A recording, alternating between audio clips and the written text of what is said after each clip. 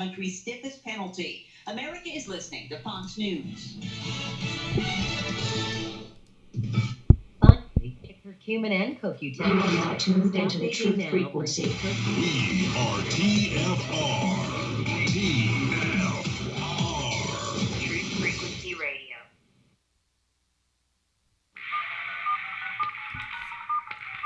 This is not a valid menu option.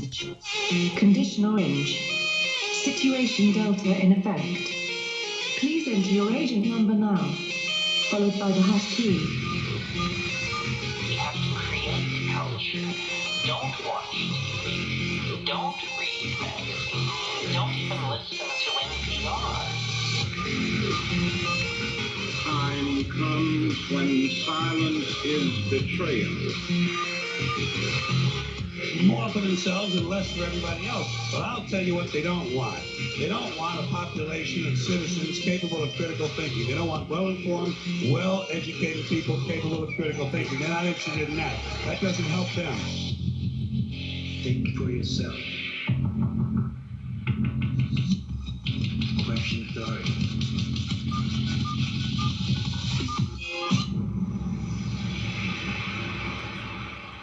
This code has been compromised.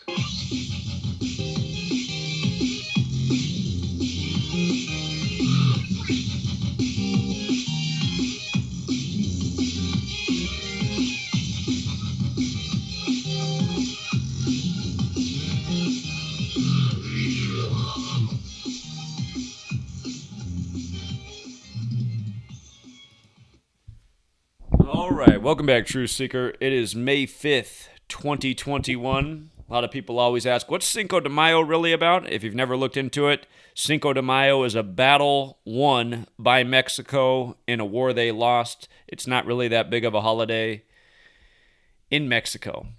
But Cinco de Mayo, again, always gets a lot of attention in the U.S., and on this day, 5/5, associated with Mexico, look who's getting shamed in the media. The man who blamed everything on Mexicans when he was running for president and wanted to build a border wall to separate the U.S. and Mexico.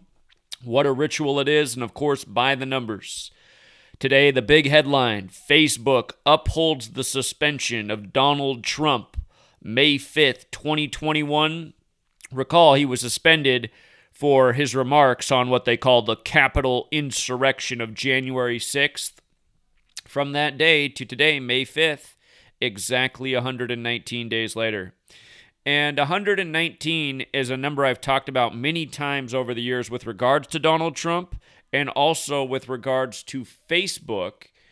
And besides just the gematria, again, as we go through this, what I want you to think about is today Facebook says it has the right to ignore the Constitution and the First Amendment and freedom of speech because they're a private company and they can be the ministry of truth, like in George Orwell's 1984. Coincidentally, Mark Zuckerberg was born in 1984, and he has the same birthday as Israel, May 14th, which is just days away. But again, both of these people, Trump and Zuckerberg, I've done so many video presentations on them and the number 119, and now here they come together on Cinco de Mayo with Facebook upholding the suspension. I want to remind people of this headline right here from July 26th, 2018. Facebook lost $119 billion of its market value in one day, the worst day in stock market history, $119 billion in a day. But don't worry, Facebook's way up since then. Remember, Mark Zuckerberg became worth over $100 billion last year by the numbers as we covered then. But again, 119 billion. Today, Trump's suspension upheld 119 days after what he's suspended for. And what is 119 in gematria terms? Well, a big one is Star of David. And the reason that matters is because you can look this up. It's a fact. I showed the video earlier today on a presentation on my YouTube channel. In 2010, and I've shown this many times over the years. I've shown this nonstop the entire time I've been here since I started posting videos nearly 10 years ago. But in 2010, Mark Zuckerberg was doing an interview in Germany, if I'm not mistaken. Just type up Mark Zuckerberg sweating hoodie Star of David. That's your keyword search there. Mark Zuckerberg sweating hoodie Key of David or Star of David, also known as the Seal of Solomon. But Zuckerberg was asked in 2010, if you remember the early days of Facebook, Zuckerberg was always known for wearing his Facebook hoodie, and there was a rumor that there was a secret message inside the hoodie, and then they asked him to take off the hoodie and reveal what was inside. And what was inside was a message making the world open and connected. Oh, they changed it in recent years. They updated it. It was making the world open and connected. Sorry, I'm talking to myself because I realized in their newer thing it says making the world more open and connected. The original message was making the world open and connected. Anyway, but if you go back and look that up, in the middle of those words is the Star of David, which is the Seal of Solomon, which is the symbol for the flag of Israel. And again, Zuckerberg's birthday is May 14th. That's the day that Israel was created in 1948. Zuckerberg's birthday in 84. And it's no secret that Israel wants to be the leader in the world in surveillance, big data collection. There's been all sorts of headlines and stories written about this, the data centers they're building there as we're building in the U.S. But again, you guys, Facebook is arguing it's a private company, and they have the right to go around the Constitution and the First Amendment and the Bill of Rights. They're private. That's their argument. But again, are they even really private? Look into this fact. Facebook launched February 4th, 2004. February 4th, 2004. The same day, the exact same day that DARPA's LifeLog experiment ended. And DARPA, D-A-R-P-A, if you're not familiar, is the military technology branch. And LifeLog was a Facebook-like creation. The day that experiment ended was the exact same day that Facebook launched. And you have to think about the timeline. Again, after 9/11 was the Patriot Act, and the law of the land became the Patriot Act, where now our government in this age of terrorism had the right to collect our data and information, which included our phone calls, our emails, our text messages, our library checkout records. We were notified that this was the new law of the land. The government needed to do this to keep us safe from the Al-Qaeda terrorist threat that could cross the border at any moment. Just right after that is when Facebook emerged. And again, what's Facebook? Is it really a private company, or is it the U.S. military, building this technology, this apparatus, this thing that people can use to log their life, which again was the name of DARPA's project, LifeLog, which was just like Facebook. Think about it. If people like myself are right about what 9/11 and all this that really going on is, false flags to bring about agendas, which includes wars, which includes, destroying enemies, and they're enemies because why? Is it because they hate our freedom, or are they enemies because they've torn down all the opium fields in Afghanistan, and Big Brother and Big Pharma here in this country need that opium production back up? So they got to go in there, label them as terrorists, blame them for the towers coming down in 9/11, eradicate them from the face of the earth, and then deploy our nation's youth to go over and guard the poppy fields from the terrorist element that didn't want those there in their own country. And now, meanwhile, here in the U.S., the streets are flooded with opium. And again, that was the rumor after Pat Tillman died, the Arizona Cardinal, the NFL football player who went over to fight in the war, and then they said he died like a hero, and then a few months later it came out that he died from friendly fire, and then there ended up being government testimony where it was explained on channels like C-SPAN, where it got no coverage on CNN or Fox News, that Pat Tillman had been killed by 2 shots to the back of the head from close range. Died like a hero, then it became friendly fire, then it became he was assassinated to the back of the head. And the rumor at the time was, though, that he was collaborating and trying to get out information about how he was displeased with what he saw, and it felt like he was over there as some kind of mercenary to guard the drug fields so that his big company, bought out by big fascism and big pharma, could funnel, the drug supplies back into the homeland, which is exactly what's going on and been going on. And you know what? Our nation suffers for it, and you know why we suffer? Because we didn't stand up to the wrongdoing on September 11th. We marched along with it. We marched along with evil, so then the evil brings the evil back here by saturating the country in opiates. Again, I'm out on the streets talking to these young people addicted to Percocet 30s, Got to see it with my own eyes, what it looks like when they come down off these drugs that they're addicted to, how their body's tweaking all over, jerking all over. And I talked to a sheriff just yesterday on the streets of Yakima, and he said they know about it, but, there's no policy to do anything about it. And he said it's essentially the government that's backing it, especially Jay Inslee there in Olympia in Washington State. And again, policy, politician, police. Police can only enforce the policies that the politicians make. And if the politicians are owned by Big Pharma and Big Brother and the military-industrial complex, well, that's who they really serve, But again, is Facebook really private? I highly doubt Facebook is private. I don't believe in coincidences. You mean to tell me the military's experiment, just like Facebook, concludes the same day that Facebook launches, and that's a coincidence? No way. No way, especially not when they're telling you that the law of the land is the government now needs to, have surveillance over us, keep our information. So then they give us a platform like this so they can study us more. I mean, how many headlines have we covered over the years where, thanks to things like Facebook, there's so many faces on the internet that it's easy for all of these, new facial recognition systems that governments are using to collect and get everybody's faces. We gave them all the data and information that they needed by participating on their platforms that we thought were just for fun and to connect with friends. But realize that's kind of how government operates. They kind of trick you into going along with their agenda. They make it fun, or they make it seem that you're going to die if you don't do this, or you won't be safe if you don't do this. This is how they operate. It's all about duping us into marching along to what they want. And it's amazing how many people, even if they recognize that everything that I'm saying is true, it's amazing how many people today just won't even care. They're not going to care until it's affecting their stomach, or their actual physical house. As long as people are fed and have a roof over their house, it seems that in our society, they just don't care about much. And again, there might be a day where people realize, damn, I'm not fed because I didn't stand up to the agendas that were being waged against us and look at the big picture.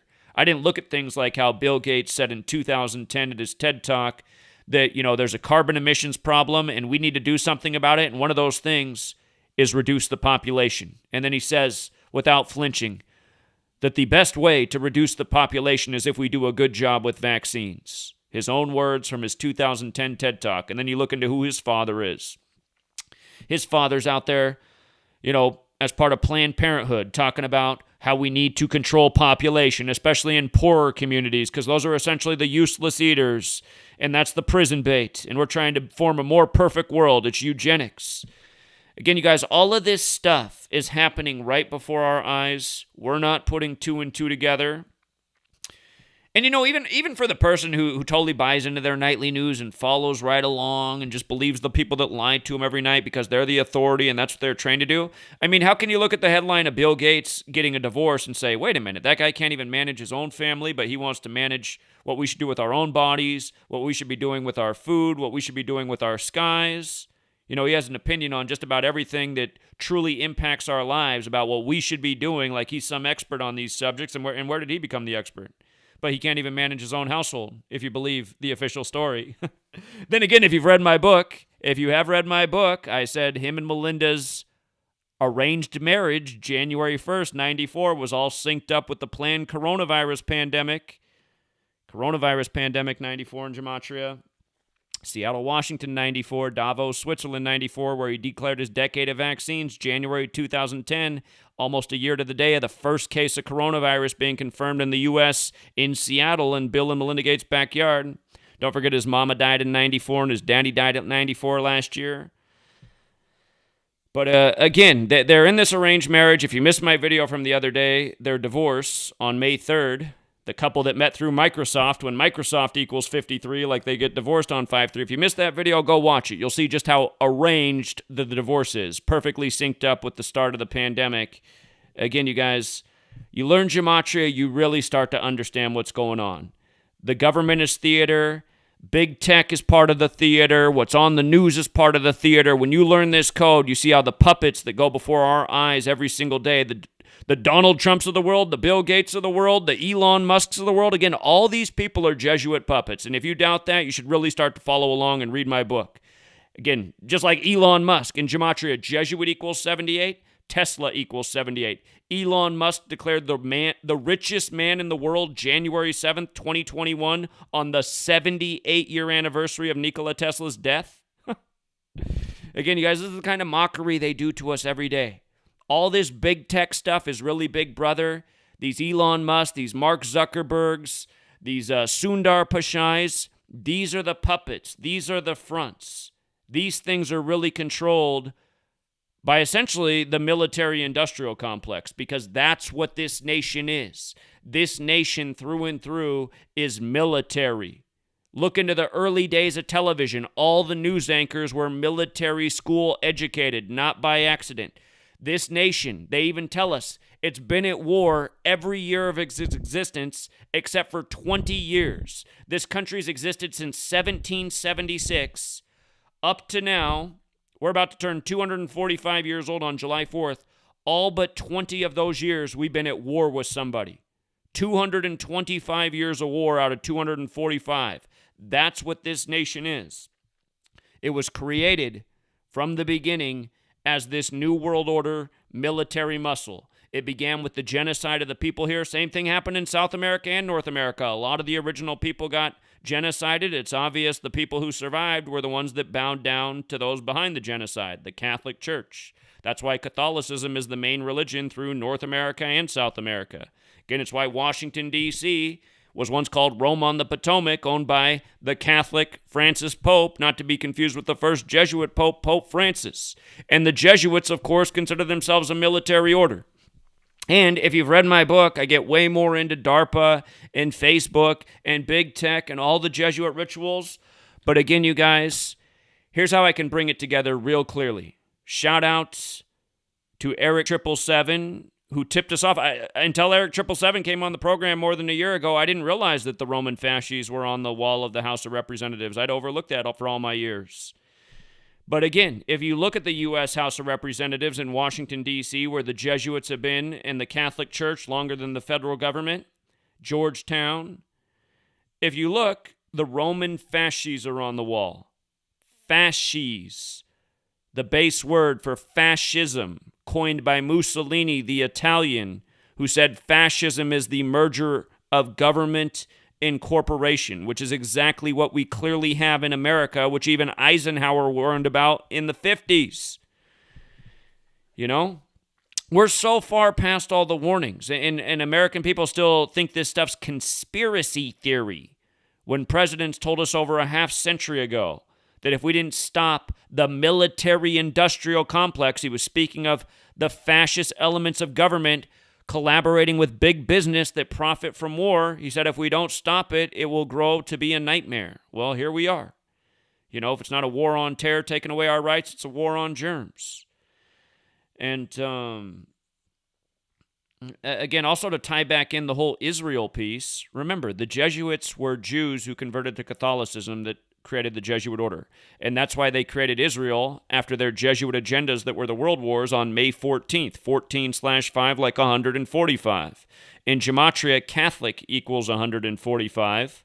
Catholic 145, like there's 145 more chapters in the Catholic Old Testament there is the Protestant Old Testament, and that's why the Catholic Church that is truly behind the wars would bring about Israel, the nation of prophecy, because again, the Catholic Church is interested in fulfilling prophecy. And don't forget in Revelation, the concluding book of the Bible, it says the false Jews will rule in the end times. Well, just take a look around at what these Jesuits have done with big tech, with big media. Who's sitting in the majority of the big chairs for these positions? It's a you-know-who there. It's a you-know-who there. It's a you-know-who almost everywhere. And I have to say it that way because of the age of censorship. But realize, the Catholic Church and the Jesuits are the ones who create the illusion that the you-know-whos run the show. They really are their pawns, and that's why they used them in World War II. And it's also why they're using the nation of Israel right now for the ultimate mockery.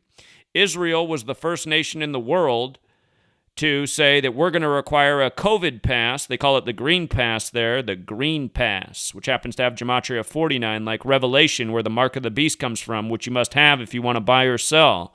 But you need the Green Pass if you want to buy or sell in Israel.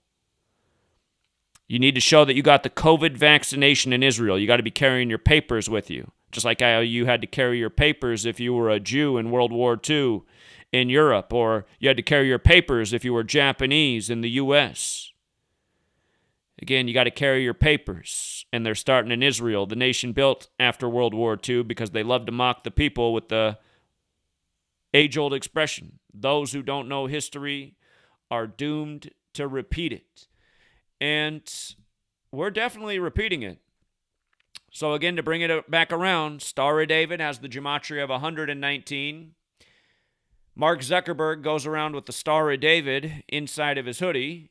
And today's 119 days after what Trump was suspended for, and they're upholding the suspension, which also happens to have gematria of 119.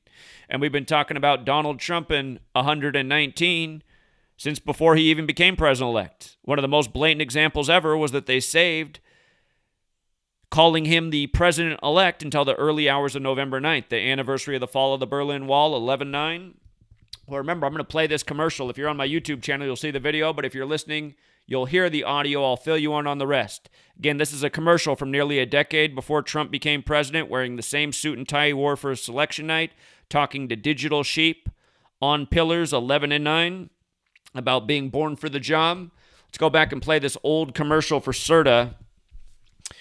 And again, the commercial's called Room 9. When you add 1 through 9 together, it equals 45. Of course, Donald Trump became number 45. And remember, Obama joked about Trump being the next president at the 2011 White House Correspondents' Dinner 45 days before Trump's birthday, and 45's the 9th triangular number. You'll hear Trump say, "Looking good, number 9, looking good." Again, if you have the visual, it's a lot more helpful, but keep in mind that today's ruling, from Zuckerberg to Trump, it's also 9 days before Zuck's birthday. And keep in mind also that Zuckerberg equals 55, and you get the big news on 55, and another word that equals 55 is Satan, and the fifth and highest degree of the Church of Satan is MAGA, M-A-G-A, just like Trump's motto. And think about Israel, the synagogue of Satan, and think about Trump in Jerusalem on Jerusalem Day, one day before he went to the Vatican to be with the first Jesuit Pope, Pope Francis, on May 24th, 2017, the 144th day of the year, reminding that Jesuit order's 144, and that on June 12th, 2020, 144 days before the election, it was simulated that Trump would lose, Biden would win, Trump would refuse to step down, say he was cheated, which would lead to physical violence and death in the streets of America, which is essentially what happened on January 6th. It was simulated 144 days before the election. Again, Jesuit orders 144, President Biden's 144. And Trump, also Jesuit educated like Biden, was with the Pope on the 144th day of the year in 2017, one day after Jerusalem Day. Again, the Vatican controls the nation, controls Israel, is the New World Order, is the Jesuit order. Now here's that commercial. So what do you think of my Trump home mattress collection by CERTA? Finally, the same luxury and comfort I demand in my hotels. Oh, they'll never count sheep again. Listen, why don't you come work for me? What do you have in mind? Something you were born to do. Welcome to Room 9. Looking good, number 9, looking good. Where's your dignity? And again, I just want to remind that is the way that commercial ends, with the one sheep staring at the screen and saying, "Where is your dignity?" Like, why is that line even in there? Like, it doesn't make sense. How's that going to help you sell more mattresses? It just... But again, when I look at this and realize that this truly was predictive programming for Trump's rigged selection in 2016, because again, every election's rigged. It was rigged for Biden this year, rigged for Obama before that, Bush before that. I mean, it's just so obvious. But again, where's your dignity? And remember, Trump, the month before the election, you got the audio recording of him with Billy Bush, the relative of the last Republican president at the time, supposedly talking on the bus, a little locker room talk. You know, Donald Trump telling Billy Bush his secrets. He's rich and famous. The way he seduces women is he loves to take them furniture shopping. He says, you You want a little piece of the Donald on which of these mattresses tonight? How about that sofa over there, you know? Remember that? He said he was the proud pussy grabber, and not in terms of kittens. But, yeah, where's your dignity? You know, where is our dignity? I think it's a fair question for all Americans. Where is our dignity? Tonight I had a fat, sloppy woman, just a wretched cow, if you will. She approached me on the streets of Yakima where I was out pounding pavement on the corner, getting out the word like I do every day. And she came up to me and she said, "When is this going to end?" Just picture a fat, wretched cow. Just Medusa with extra pounds. But she says, "When is this going to end?" And I said, "What do you mean, when's this going to end?" She's like, You being out here saying all this fake news. And I said, "What am I saying that's fake?" And she already started to turn away and walk away. Well, I had to give her the walk of shame. But, yeah, I mean, just fat, wretched cows like this, you guys.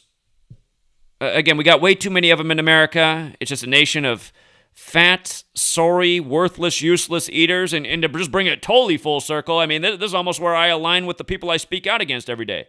They want to get rid of the fat, worthless, useless eaters.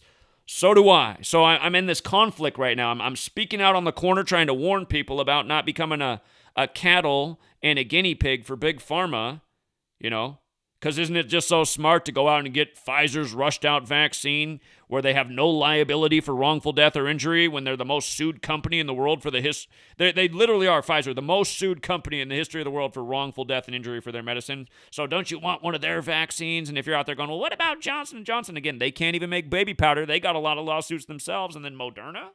Yeah, let me let a company that's never made a vaccine modify my RNA.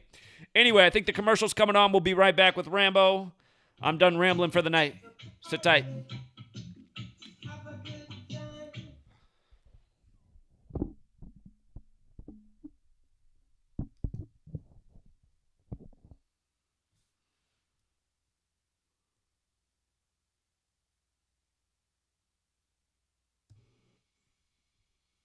From the dawn of man, we have turned to nature to help attain balance within ourselves.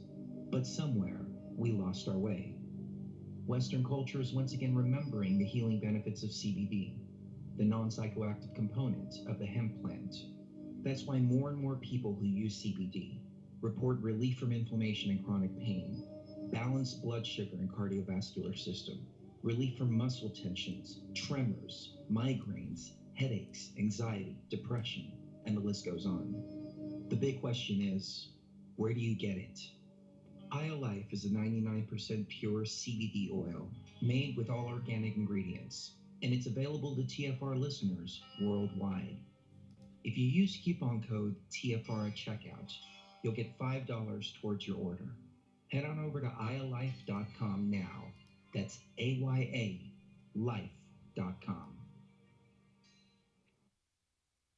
So, you love talk radio, then you'll love TalkStreamLive.com. TalkStream Live is always on, 24/7, with the best streaming talk shows. Find your favorite talkers and discover some new ones. It's free, readily available online or on mobile with any smartphone or tablet. Finding your favorite talk shows all in one place has gotten a whole lot easier. Just go to TalkStreamLive.com. Be sure to download the free apps from Google Play or the iTunes App Store.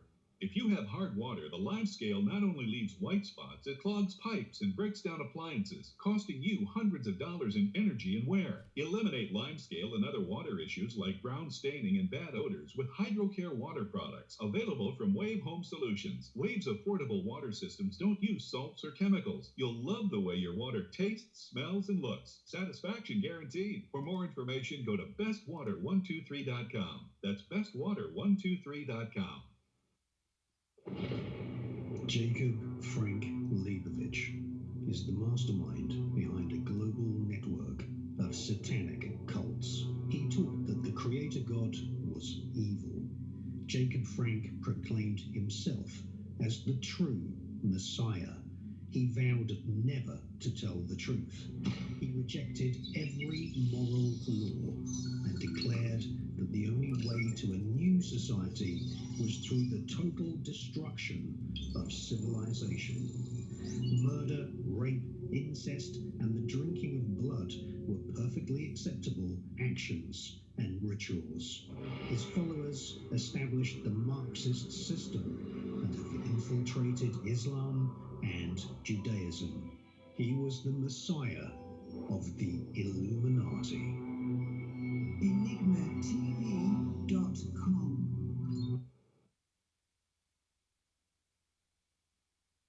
This is Truth Frequency Radio. No hate, no hype, no fear. Real people, real radio.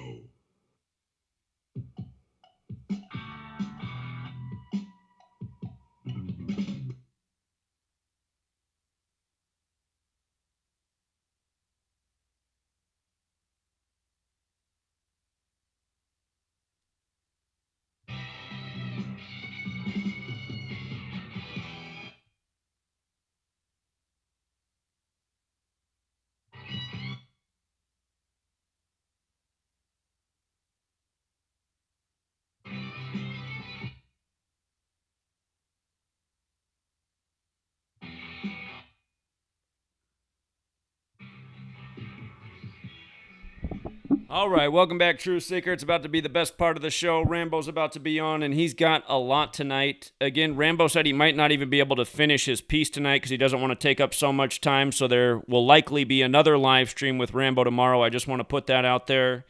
And also, again, you guys, I really appreciate the people who are awake and part of this community, and I know a lot of times my words offend people even in this community. Understand, if my words hurt you, especially when I'm talking about people who are overweight, again, I'm not trying to piss you off, but a lot of times the truth hurts. And the thing about being overweight is forget all your excuses. You can lose that extra weight. If you're offended because I'm talking about maybe you, again, you can lose that weight. You got to stop making excuses. You got to have the willpower. People are so full of excuses in this world. And really, I mean, everybody should work to get their weight down. Here's some. If you don't think you can lose weight, let me tell you what you got to do, because I know how people who have stubborn weight. Here's what you got to do. You got to shrink the window of time you eat in a day. You need to eat in an 8-hour window, and you need to be strict to eating in that 8-hour window. That means pretty much 8 hours of your day is sleeping, 8 hours is not eating, and there's an 8-hour period of time that your body eats. If you do that alone, even if you eat the same amount of food you eat in a day right now, you will lose weight because your body goes into weight-burning mode when you don't eat for X amount of period. So you can eat in a smaller window. Now, some people do find that very challenging, but that's where willpower comes in. That's what my dad had to do to lose weight. The other thing you can do is exercise. If you exercise, your body burns energy. Your body is a math equation. If less calories are going in and more calories are being expended, which happens when you exercise, your body burns more of your weight. Now, I'll tell you something. Some of you heavyset people might get the last laugh. In the Fallout world, you could be the best equipped. I might starve to death over here, you know? You might be able to make it out. So, again, be your own person. I don't mean to offend you guys, but I really do think people should take care of themselves. And it is a fact. In America, there's just so many fat people because people are lazy. They've made us lazy. Life is so easy. Calories are so abundant. There's so many things to melt into the couch over. But again, when a woman comes up to me on the street, and the reason I'm addressing this is because I saw people in the chat who were upset, and I do feel bad. But a woman came up to the street to me today, obese, ugly as everything, and pretty much just said all this vile stuff to me. And again, she's exactly what's wrong with the world. She doesn't care about herself. She doesn't even know what matters in the world. And she's talking all this trash to me, somebody who's out essentially volunteering their time on the corner to try to wake up people to the massive agendas that are being waged against humanity. And this fat slob wants to come out here and talk some trash to me? Like I said a million times before, if it was the Wild West, we'd have at least one less person in Yakima today, and I wouldn't even flinch about it. Sorry, Fat Medusa, with a horrible outtake on life, you don't need to exist. And again, for anyone offended by that, I don't care. When I was a child, I didn't understand why war needed to happen. Now I do. There needs to be a war right now because a lot of people like this fat Karen need to be wiped off, you know, just like a nasty bug splat from your windshield. It just doesn't need to be there. R.I.P. to the bug. Anyway, I'm done. Let's go out to Rambo. He's got a lot to say tonight. And here he is. Thanks for joining us, Rambo.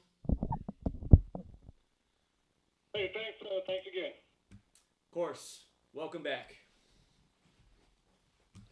Yeah, I was listening to your live stream on Monday when you brought up the number 154 and you asked if, or maybe if Rambo was listening, if he could add to 154. So that's why I did a decode on when you put that out there. I said, okay, I'll do a decode on 154. So well, I appreciate it, and I can't wait. Yeah.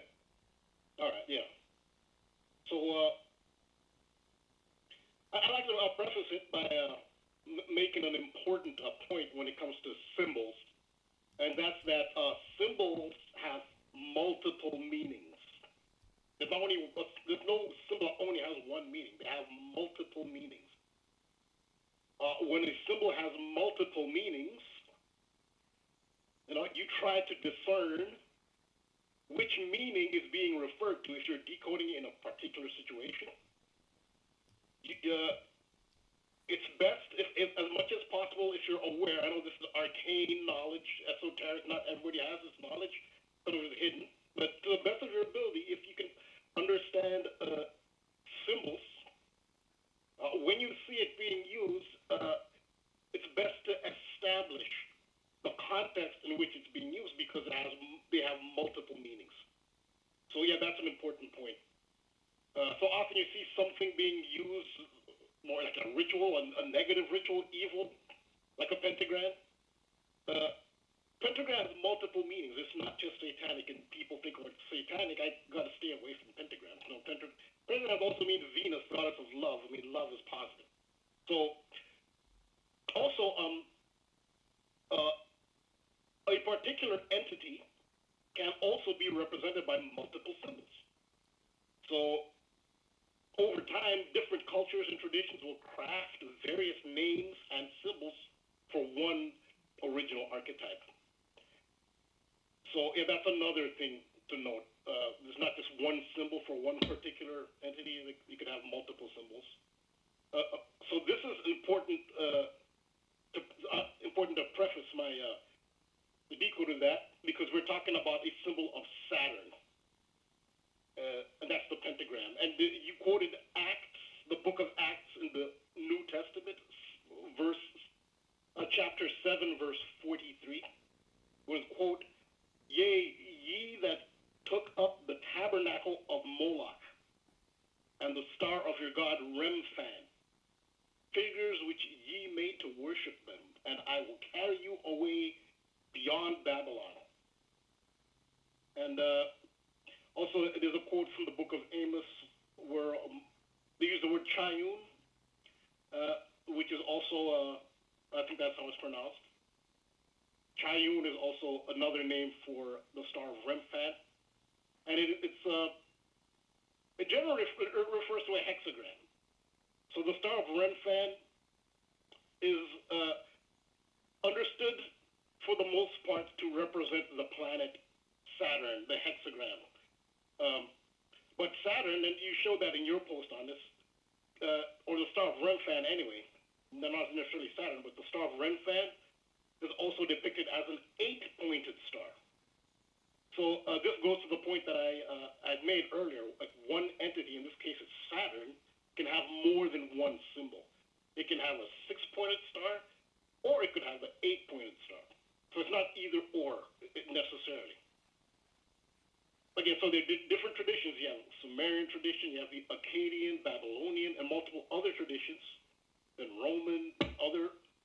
They won't all necessarily use one symbol. So one might use, the 8-pointed star, others the 6. So that's important to know. It's not necessarily just one symbol. So the hexagram, this is why the hexagram is the predominant figure for Saturn, is because it contains a hexagon in its middle section. And the north pole of the planet Saturn is a hexagon.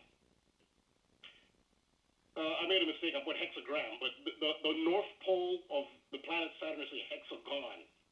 Almost perfect hexagon, it's amazing. And it is, it's the size of 5 planet Earths, to put it in perspective, like 5 planet Earths could fit in this hexagon that's at the north pole of Saturn. According to NASA, these are photographs from the Cassini. So if you want to trust NASA, that's where we're getting this. I even put an image in my post from NASA. Rambo, let me chime in so there. The Rambo, let me chime in real quick. You don't even have to. Okay, even if like you think everything NASA does is bunk, still it would be important that they're putting this symbolism on the images that they're putting out. Some people would say, well, this is a manufactured image. Okay, even if it's a manufactured image, then they're still putting the hexagon on there, which is the point you're making. So I mean, either way, the symbol's there. Right. Yeah. So even if they make things up, they're making them up for a reason. They want to put it in your consciousness for a reason. And symbols have vibrations. Nikola Tesla said everything is vibration. Symbols have vibrations. Even science has proven that. If you look at cymatics, symbols have specific vibrations. So that's why this is relevant. It is important. Like as you said, even whether or not it's made up, it's been put out there for a reason. So the star Remphan, which is the hexagram, is also known as the Seal of Solomon. The signature feature of the Temple of Solomon is the twin pillars. Twin pillars are a symbol of the zodiac sign of Gemini. The zodiac sign of Gemini is ruled by the planet Mercury. So that relation is seen in Gematria between Solomon and Mercury. They have double overlap. Also, Mercury is the Roman form of the Greek Hermes. So if you look at, you compare Solomon and Hermes, again, you have double overlap. Even when you switch from Roman tradition to Greek tradition, Solomon still lines up with Hermes Mercury. So Mercury in Western tradition, the planet Mercury, not the god Mercury. The god Mercury is male. The planet is considered androgynous. Other planets are either male or female. Venus is female, Earth is female, the others are male. Mercury is androgynous. Mercury represents the yin-yang duality principle. And Mercury is Hermes. The Hermetic principles, named after Hermes, Hermetic, are based on dualism. As above, so below. That's the Hermetic principle of correspondence. You also have the Hermetic principle of gender. The Hermetic principle of polarity. You can see what the Hermetic principles are based on. They're based on duality. And the upside down triangle is the feminine yin principle. The right side up triangle is the masculine yang principle. The name Solomon contains the yin-yang duality. Sol, which is sun, masculine. Mon, which is moon, feminine. Sol, Mon, sun, moon. So it's contained, that mercurial duality is contained in the name Solomon. That's why his temple has twin pillars. So this is a quote from Albert G. Mackey's Encyclopedia of Freemasonry. Quote, the interlacing triangles or deltas symbolize the union of the two principles or forces, the active and aggressive, male and female, pervading the universe. The two triangles, one white and the other black, interlacing, typify the mingling of apparent opposites in nature, darkness and light, error and truth, ignorance and wisdom, evil and good throughout human life. So that's a very eloquent explanation from a Freemason as to what this, again, these are different names for the hexagram. You call it Star of Remphan, Star of David, Triune, Star of Triune, all those different names for this one symbol. Seal of Solomon. So that's what the hexagon can represent, the yin-yang principle, especially the male-female.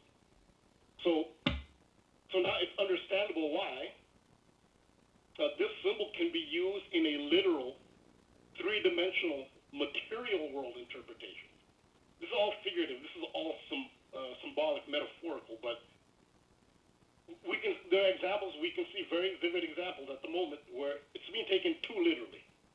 And that's in the transgender phenomenon, where they're literally transforming actual males and females into physical androgynous beings. Now, that's a clear misunderstanding of what these concepts mean. So somebody is taking these literally, like they can't, someone or something cannot fathom abstract spiritual concepts. Clearly, if they think the interpretation is to take physical females, turn them into physical males, that's, it almost sounds like something a machine would come up with, something that doesn't have a soul would come up with. But anyway, so the premise on which decoding of the number 154 is based is that the star of Remphan / hexagon star David Seal of Solomon represents Saturn and or Mercury, not just Saturn. You're not going to hear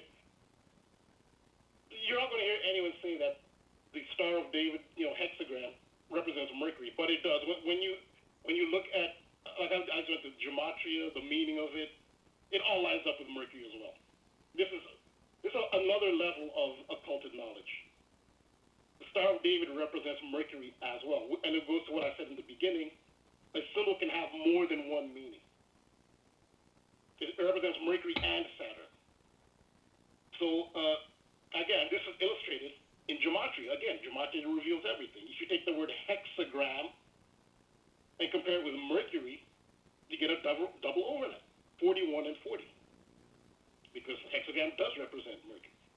I've mentioned in previous articles that the new World Trade Center, they call it the Freedom Tower, contains in its design the concept of the juxtaposition of opposing forces, which features the upside down and the right side up triangles. That's in the new World Trade Center, the Freedom Tower. It has the upside down, right side up triangles. I've talked about that in a previous article about transgender, because the other World Trade Center was separate, binary, male, female, separate.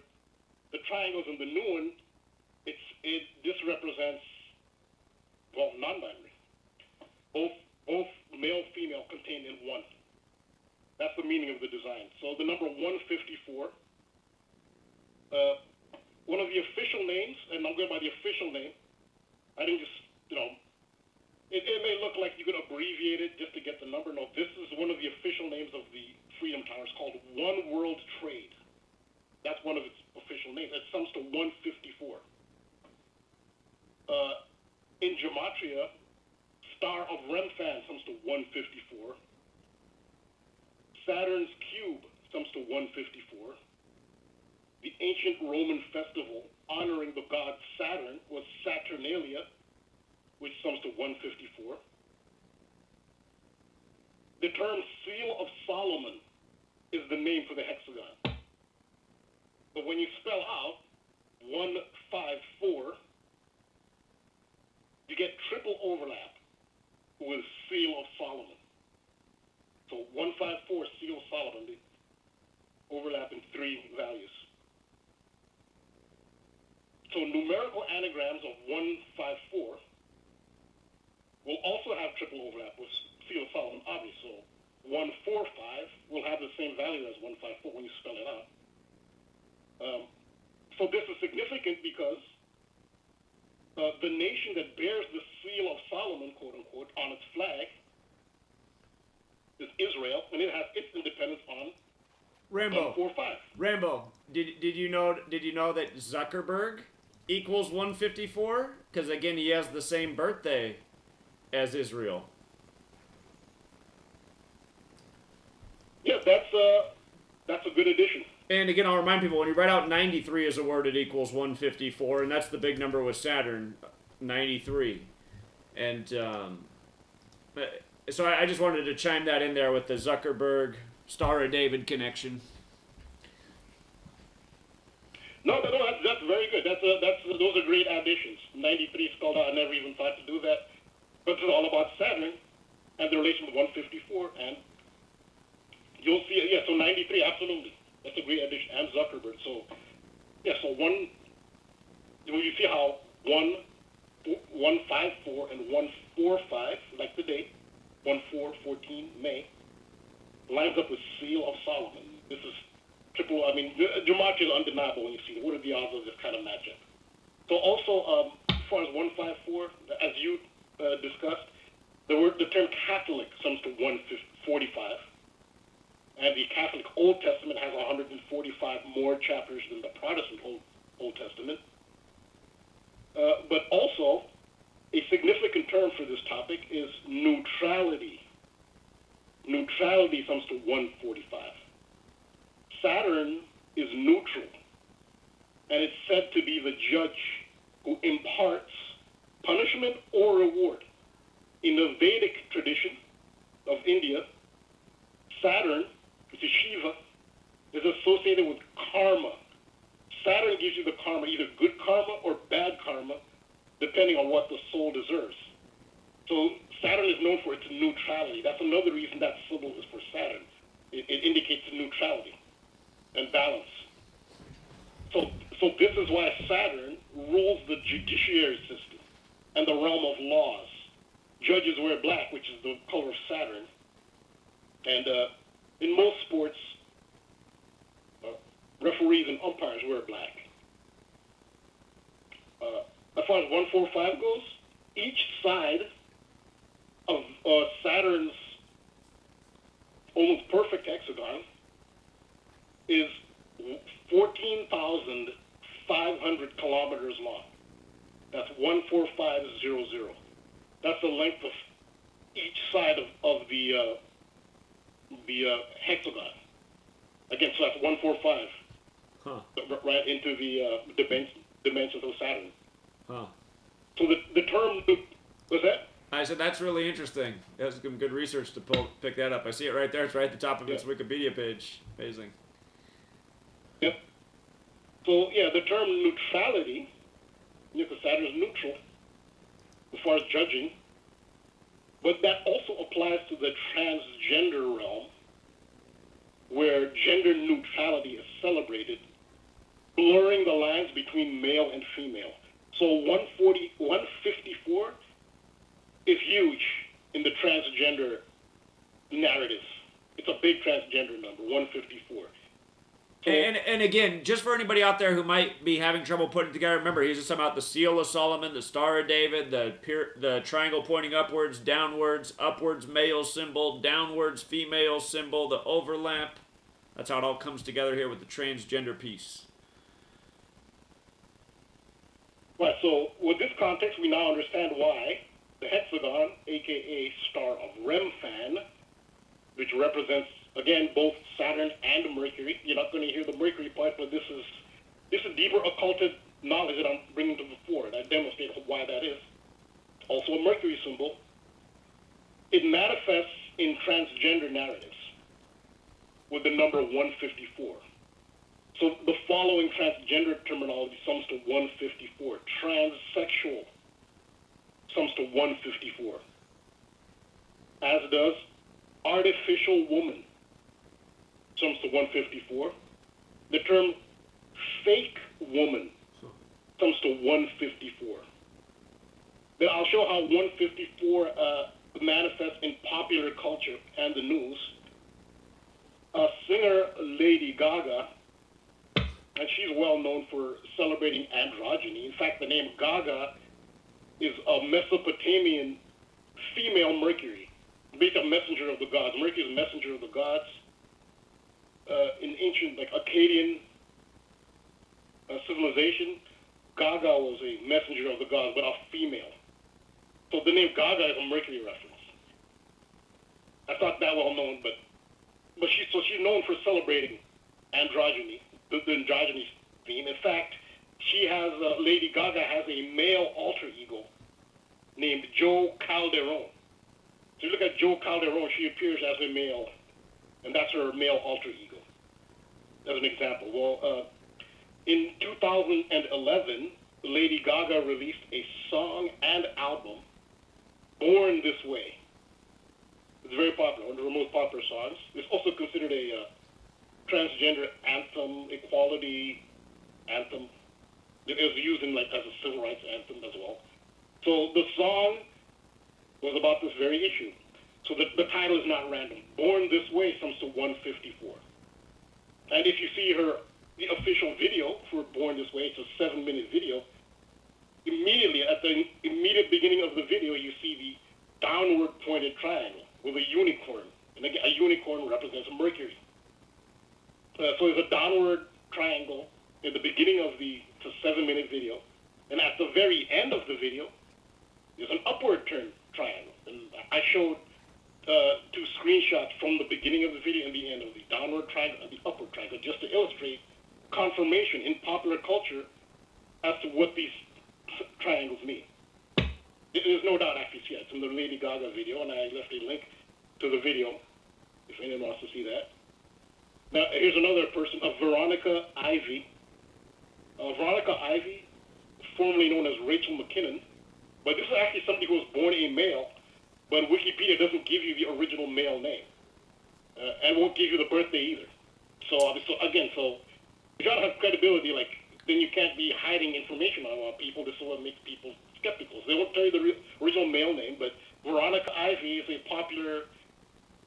Canadian philosophy professor who's also a competitive cyclist and transgender activist. In 2018, Veronica Ivy became the first transgender world track cycling champion by placing first at the UCI Women's Masters Track World Championships. For women, this is the category, was women 35 to 44 bracket. It's the 35. You know what about the 35 gender code? That bracket was from 35 to 44, so that's why they use Veronica Ivy in the 35 to 44 age bracket, but the name... Oh, Rambo, the music. Sit tight real quick. We'll be right back, everybody.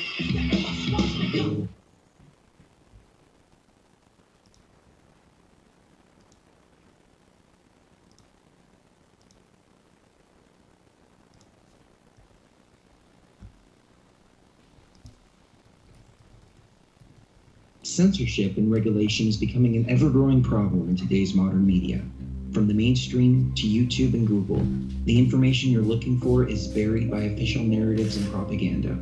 This is why TFR is 100% uncensored, unregulated, and listener-supported. The shows on TFR are not micromanaged by the station, and our hosts are free to speak their minds however they please. As such, the views and opinions expressed on our station are of those who make them. If you happen to hear anything offensive on TFR, please send us an email to toughtitty@tfrlive.com, and we'll be happy to tell you that we really don't give a damn. We stand for freedom of speech and non-censorship. If you also stand for free speech, you can go to tfrlive.com/signup and sign up for a TFR supporter pass and help us in our mission to keep the airwaves uncensored and unregulated. TFR Live, your uncensored and unregulated protection from deception. Salvaging the summer. I'm Lisa Lacera, Fox News. Teams of experts are projecting that the toll of COVID-19 on the U.S. will fall sharply by July. But White House medical advisor Dr. Anthony Fauci warns we need to get vaccinated because vaccines are highly efficacious. They are better than the traditional response you get from natural infection. Yesterday, President Biden said his goal is to have 70% of all adults in the U.S. with at least one shot by July 4th. The CDC says more than 56% of adults have hit that mark. The Justice Department is appealing a court ruling that found the CDC oversteps its authority when it put moratoriums on evictions in place at the height of the pandemic. The CDC said the eviction moratorium was needed to combat the spread of COVID. The Justice Department said in their announcement that they would appeal that scientific evidence shows evictions exacerbate the spread of COVID, even as the Biden administration highlights increasing vaccination rates. The issue's already been heard by the Sixth Circuit Court of Appeals, which also ruled against the CDC. Jessica Rosenthal, Fox News. An arrest made in the case of a Colorado woman who's been missing for nearly a year. Chaffee County Sheriff John Speasy. The Chaffee County Sheriff's Office arrested Suzanne Morphew's husband, Barry Morphew. He was taken into custody near his home in Poncha Springs. He was alone at the time of his arrest. and he was arrested without incident. Barry Morphew is charged with murder and other offenses. Suzanne Morphew's body has not been found. A federal judge has allowed former reality TV star Josh Duggar to be released while he awaits trial on charges he downloaded and possessed child pornography. Duggar is confined to the home of family friends, and he is not allowed to use the internet pending his trial, which is set to begin July 6th. He's pled not guilty to the charges. He starred in the show 19 Kids and Counting. America is listening to Fox News.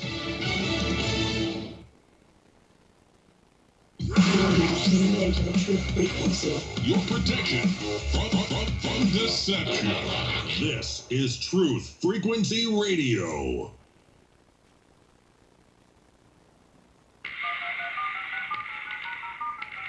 This is not a valid Condition menu orange. item. Condition orange. Situation Delta in effect. Please enter your agent number now, followed by the hash key. We have to create culture. Don't watch TV. Don't read magazines. Don't even listen to NPR. Time comes when silence is betrayal. More for themselves and less for everybody else. But I'll tell you what they don't want. They don't want a population of citizens capable of critical thinking. They don't want well-informed, well-educated people capable of critical thinking. They're not interested in that. That doesn't help them. Think for yourself. Question authority.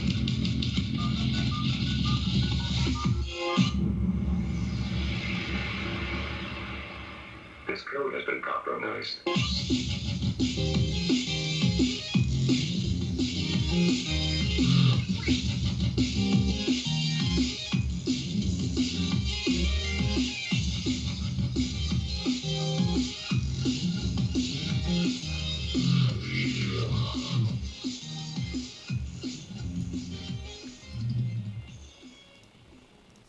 All right, welcome back, True Seeker. The chat said that Fauci said something about 56 and 70 over the break. I missed it, but I'm going to go back and listen. I guess finally it pays off having Fox News play. But again, if you're new here, coronavirus, the word equals 56 forward, 70 in reverse. There's been so many rituals done with that number in the time of the pandemic.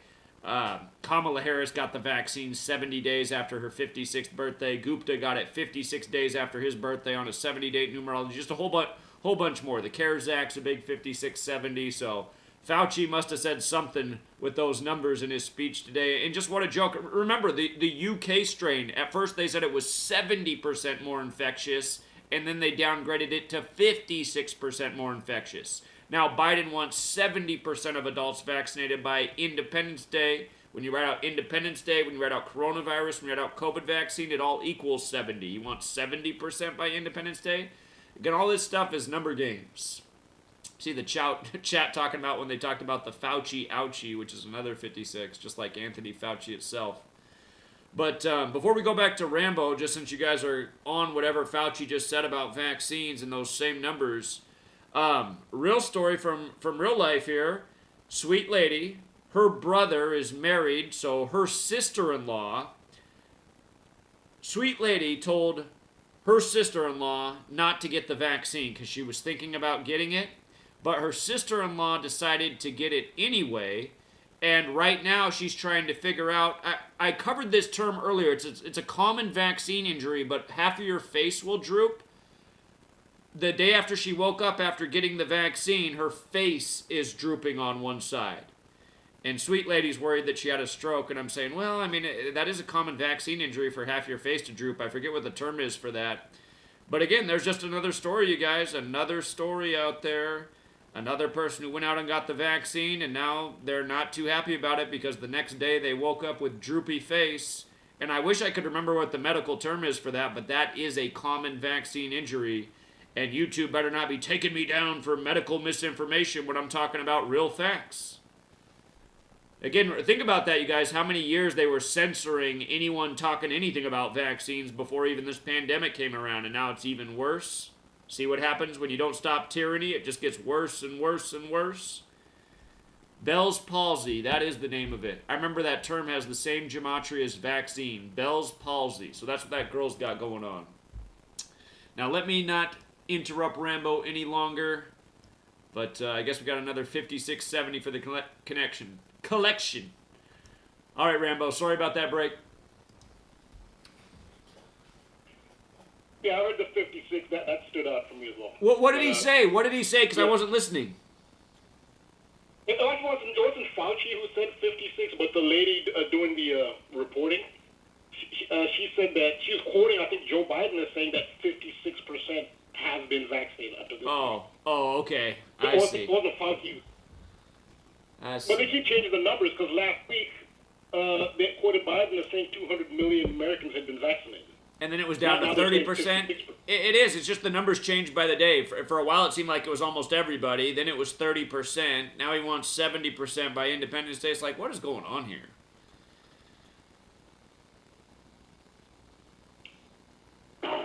Yeah, so, Veronica Ivy, who's a Canadian philosophy professor and a competitive cyclist and transgender activist, who competed in the women's. Again, there's somebody who was born a male, and you can just, you can just look up Veronica Ivy and just see the picture I posted there. You know, you can see the physical advantage that Veronica Ivy has over women in the 35 to 44 age bracket, 35. Well, Veronica Ivy sums to 154. Then there's Demi Lovato, very well known, and somebody less well known called Alok, A-L-O-K. On February 25th, 2001, singer-actress Demi Lovato was selected to publicize a social media post that condemned and shamed people who celebrate the sex of expectant mothers' babies, basically gender reveal parties. Lovato shared an Instagram post that stated that transphobia is not just violence or hatred towards trans people, but just the mere belief in your head that transgender people are not as natural in their gender as non-trans. So if you think that, so if you think that Veronica Ivy is not as natural as a non-trans female, I think that qualifies as transphobia. Is basically what she was saying. And she was actually publicizing a Instagram post by somebody named Alok, A-L-O-K. Well, they chose Demi Lovato because Demi Lovato sums to 154. Demi Lovato, she shared, so Alok is somebody named Alok Vain Menon. I guess it's an American, of Indian origin. That's the original trans activist. Well, the number 71 comes into play because transsexual sums to 71. The name Alok Vain Menon sums to 71. Alok Vain Menon's birthday is July 1st, which is 71. The headline made by Alok and popularized by Lovato is Gender Reveal Parties Are Transphobic, which sums to 353, which is the 71st prime number. And 353 is a palindrome, 35 and 53, you know, the gender number. So it's all really perfect. So speaking of 53, some of the terms we use already, like 154, it's 154. If you spell out 154, it sums to 53. Seal of Solomon sums to 53. The day of the week named after Saturn is Saturday, sums to 53. Saturn's cube sums to 35. Saturnalia sums to 35. So now you see the relation in gematria. And one reason that Saturn imagery is used in transgender narratives, another reason, is that in Greco-Roman mythology, Saturn castrates Uranus and then is castrated by Jupiter. Castration is a big part of the Saturn mythology. And you can see why that ties it in. Also in Gematria's 4 base ciphers, Alok, A-L-O-K, is the reflection of Saturn in all 4. So Saturn is 93, Alok 39. Saturn's 21, Alok 12. Saturn's 16. Well, they're both 69. And Saturn's 42, and Alok is 24. So it really lines up well with Saturn. Also, Demi Lovato, her handle on Instagram is DD Lovato, which is 93 and 42. Those are Saturn numbers. But also, Alok is 29 years old when this tweet, they come to fame with this tweet. 29 years old, that's a big Saturn number. The orbital cycle of Saturn is 29 years. In Gematria, Kronos, with a K, comes to 29. So the fact that Alok is 29 years old is part of the Saturnian aspect of the ritual. Also, 9/11, 119 is part of this too. So I talked about the World Trade Center, 9/11, how the new World Trade Center has that design, the triangles. So Star of David is 119. 9/11 is the 156th prime number. Transgender male comes to 156. Also, the term gender wars comes to 156. Again, 9/11, 156 prime. The phrase male to female gender reassignment comes to 9/11. That same phrase comes to 305, like the 35 in numerology. The term fake female in English Extended is 119. Now, I remember 846 is a big number with 9/11. That's when the opening salvo of the attack, 846. The term trans people in Sumerian cipher is 846. So see, 9/11 tied in. And then there's a case of Tiffany Moore. This was to end it. Tiffany Moore. You should look this one up. Tiffany Moore. You should see this video. You really should see this video. If you haven't already seen it. In January of 2021, the transgender female Tiffany Moore had an outburst at an Albuquerque, New Mexico GameStop, which went viral. Moore was repeatedly referred to as Sir by the GameStop employee. And the tirade is most remembered for Moore's repeated quotes, "It's ma'am." So Moore kept saying, "It's ma'am," and then the employee would say, "Sir," and say, "It's ma'am." This was really viral. It's a pretty popular video out there. And there's more to this person, Tiffany Moore. It turns out before Tiffany Moore was Tiffany Moore, had a male identity, he did 3 years in prison, in a male prison. So, and he's a rapper. Like, this is a white male. I mean, it's pretty, robustly built individual, by the size of really looks like a football defensive end, seriously. So yeah, this is the individual, Tiffany Moore. You gotta look this up if you're not familiar, but further evidence that the juxtaposed triangles on the One World Trade or Freedom Tower represents male-female androgyny is in the comparison of the name Tiffany Moore and Freedom Tower. And they are perfect super match of all four base ciphers. What are the odds of that? So there were a lot of internet memes after that video went viral. It's likely that the most popular memes are not ones that just random clever individuals came up with. These are done by the numbers. So the most popular meme was one that they called him Macho Man Tranny Savage. After Macho Man Randy Savage, but said Macho Man because you're saying it's man. The term Macho Man in the Latin cipher, Jewish cipher, comes to 154. So we know why they came up with that. So that's what I got on 154. How it ties in. That's very interesting how it comes in with the whole transgender thing as well. And I am glad you clued us into that. And Rambo, are we doing another live stream tomorrow? Yeah, I can do one tomorrow because I want to do one on how somebody asked about astrology and sports. And I'll say for the most part, we talked about it last week. For the most part, the surface level, you've proven the best way to do it. And I'll say how in certain rare situations where astrology, when it's really obvious, is going to play a part, like the Great Conjunction, that was too obvious on the Monday night. So yeah, that's what I'm talking about. Like the rare instances where you might want to look at astrology. Sure. Sure. That's all. It definitely ties in. It definitely ties in. All right. Well, just let me know tomorrow when you're ready to go, and we'll definitely do it. I look forward to it. Well, thank you. I look forward to it too. Oh, hey, Rambo. Okay, here. Okay. Also, just something funny that happened in the world yesterday. So, a gentleman from Seattle drove out to pound pavement with me on the corner, and it was the second time he did it. And the first time he left, after he left, I was like, man, I should have got him some food or something before he left. So anyway, I didn't make the same mistake twice, so I took him out to eat last night.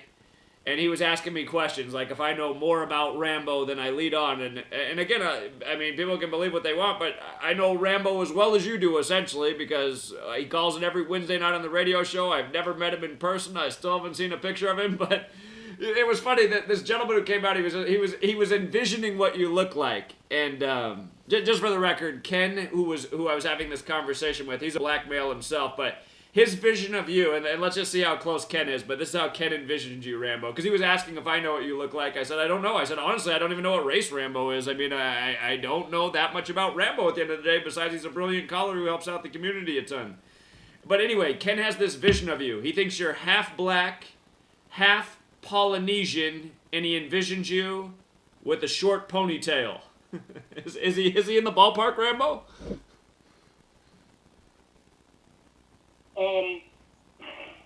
I would say he's in the ballpark.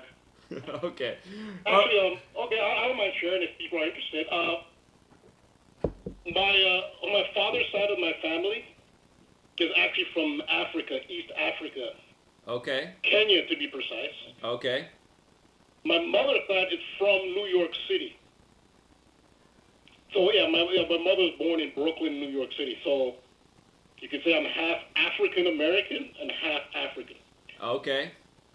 And even though I'm 52, I am fortunate to still have hair and I have dreadlocks. Awesome.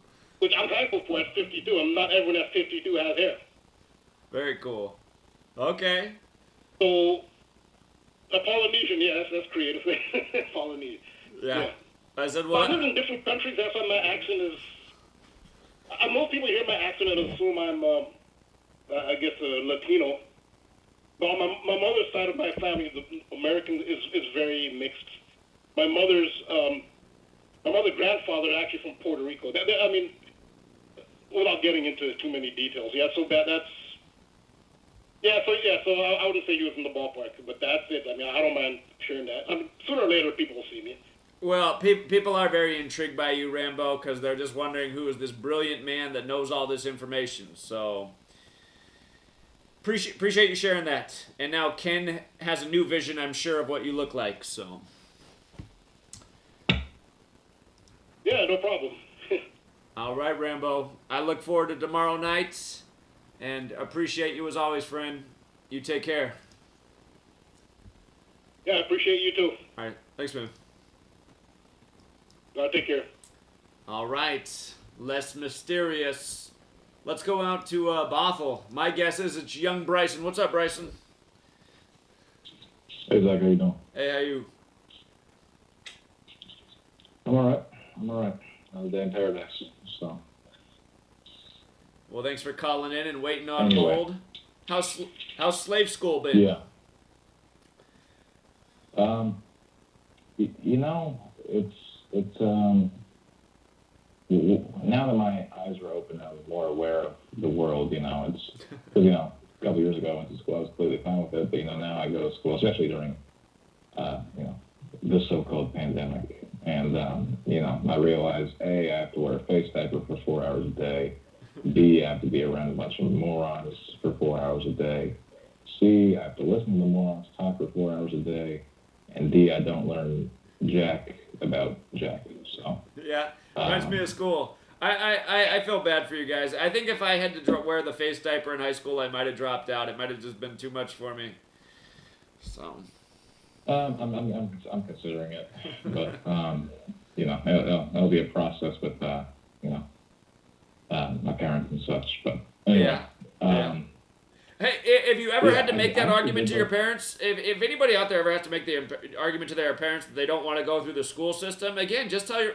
Like, if I could go back and redo my life, I would have just done what I wanted to do, and it is what would have happened if it wasn't for my mom. My mom really wanted me to go to college. She was in that same mind control that almost everybody else is in, but my idea was, why not just get a trade skill, like a mechanic or an electrician, things that people need all the time, and start your own business? I'm telling you, if you do that, by the time 4 years later into your life, you'd have your own business, you'd be making $80 an hour or better, and you wouldn't be just getting out of college having trouble finding a job with all this student debt. Anyway, go ahead, Bryson. I'm sorry. Right. All good, man. I actually did learn something interesting in Japanese class yesterday. It was yesterday. In Japanese culture, there's a day called Tengo no Seku, and it's celebrated on the 5th day of the 5th moon in the lunar calendar. And it has to do with it's Children's Day, Boys' Day, and I find that interesting that this comes at the time of, and I'll get to this. I have kind of a little decode on the FDA announcing they're going to authorize the Pfizer and BioNTech's experimental gene therapy for 12 to 15-year-olds. So I find it interesting it comes at that time, or kind of at the same time that this day, because today, it's kind of hard to explain. So it was originally happened on the 5th day of the 5th month of the lunar calendar, but then it got moved to 5/5, May 5th, in the Gregorian calendar, because obviously the Gregorian calendar switch came in, the 1600s. And in 1948, the Japanese government decreed the day to be a national holiday, and 1948 was 73 years ago. And if you write out children in the most simple cipher, it's 73. And it's also the 21st prime, and they're coming out with vaccines for children in 2021. Pfizer is, children's 44, Pfizer's 44. So yeah. Anyway, I heard Rambo mentioning 154, the number as a whole. I sent you an email, like, what was it, 2 or 3 weeks ago. It was like a kind of a big list of 154s. Oh, really? So you can check that out. But I was just gonna list a few. So as Rambo was mentioning Saturnalia and Saturn's cube equaling 154. Argentina is also 154, and Pope Francis, who's from Argentina, his birthday is on the start day of Saturnalia.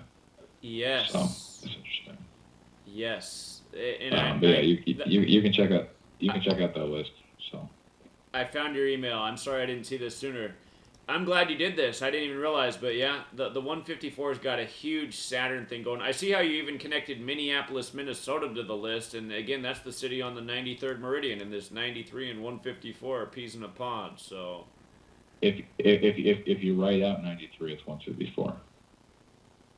Yep. Yes, it is. I think Argentina is where the Christ the Redeemer statue is as well, if I'm not mistaken. And yes, of course, yeah. Mm-hmm. Jesus has the Walk big... on Water is also 154. I see that in your list, and that also goes with Jesus, because of course Jesus has the big 93 connection, like the sun does. Mm-hmm. Huh. Mm-hmm. Yeah. Yeah, good one. Yeah. Yeah, so you can go through that list if you want to. I'm sure you'll make some connections. Two more things. I don't want to be the one more thing guy, but you were mentioning earlier, I didn't see your stream earlier today, but apparently some, can you give me like the context of the scenario, what happened today on the corner, or? Oh, you mean with the big lady? Yeah, sure. Oh, I'd probably been on the corner for about an hour and a half today or so, or maybe an hour, and a woman walked up and approached me, and her first remark is, "When is this going to end?" And I said, "Well, what do you mean, when's this going to end?" And she said, "You doing this on the corner." And I said, "Oh." I said, well, I forget exactly what I said, but it sounded like, well, when's the tyranny going to end, or when are you going to stand up to the tyranny? And anyway, she just got into some snide remarks, and I pretty much just told her off like I do all of my critics. And then she said that she represented an office that was sick of hearing my voice. And I essentially said, well, I don't care. I mean, I'm sick of all the people like you that aren't standing up to the tyranny. And anyway, next thing I know, the police showed up on the scene, and I'm sure it was somebody else from her office who called, but they didn't seem to care, and they let me know I was within my rights, which I already knew, because they'd already told me that. And, yeah, that was just essentially how it all went. Why, did you have some feedback on it? Yeah, well, I mean, I'm a very health-conscious person.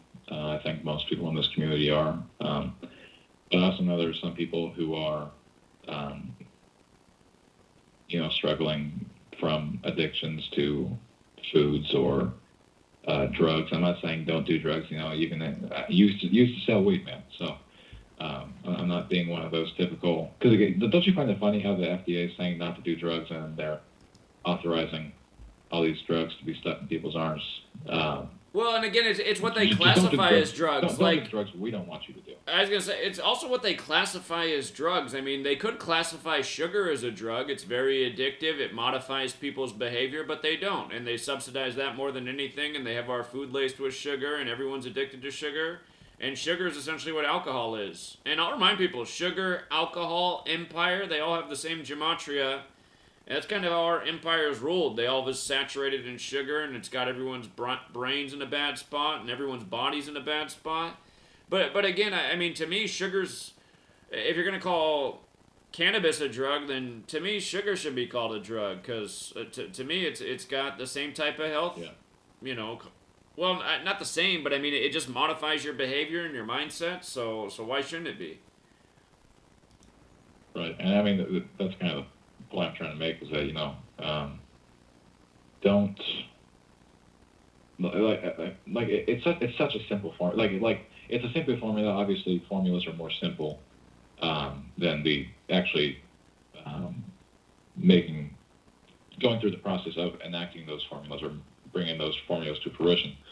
But it's a really simple formula: eat well, sleep well, and work out. It's so simple, and it's not that hard. You just have to cut out the junk food, cut out the sugar, try and get rest. You mentioned time-restricted eating. That's important. Try.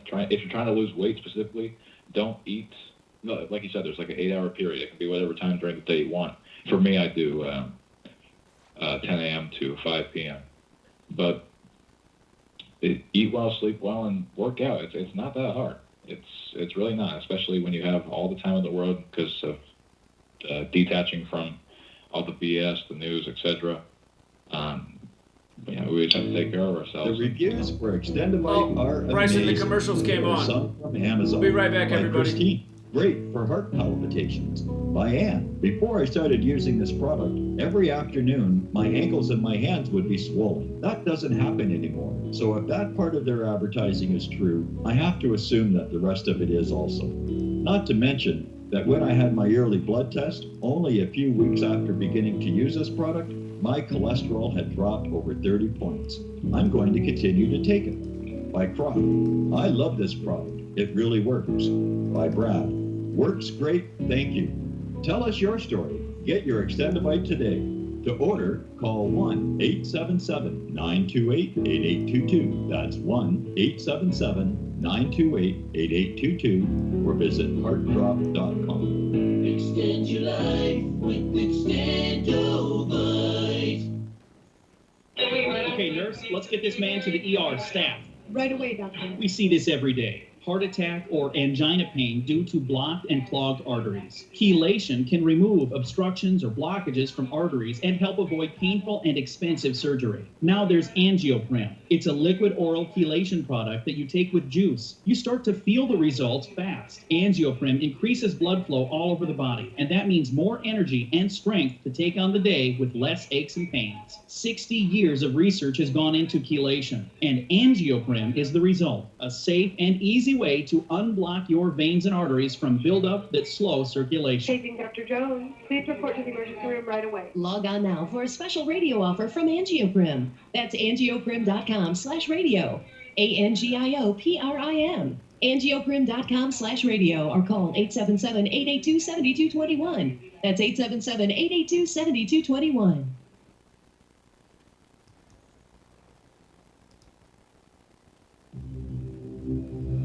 We exist in the security and comfort of our worlds. Paved paths, lights, and manicured lawns give us peace of mind that our world has been tamed, and we are its master. But other worlds exist on the edge of our sight. On the edge of our awareness, the shadows move. The woods fill with the unblinking eyes of the nightmares our ancestors warned us about. Some of us have stumbled into these forgotten realms, whether on purpose or completely by surprise. I'm Brent Thomas. Join us on the Paranormal Portal Friday and Saturday nights from 10 p.m. to midnight Pacific Standard Time as we journey into the world of the paranormal phenomena. Enter the Paranormal Portal if you dare.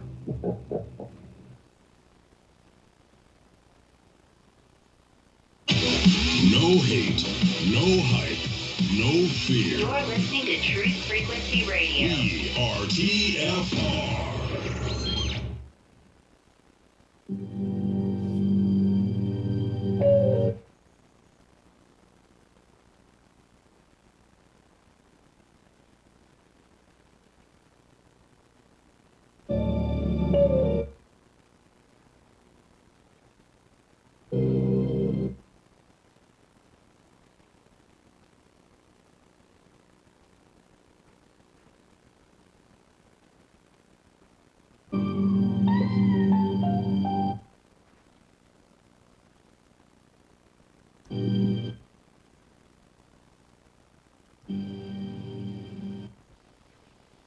All right, we're back, True Seeker. I just learned from the chat that Extendovite is a Viagra replacement. I didn't realize that all this time.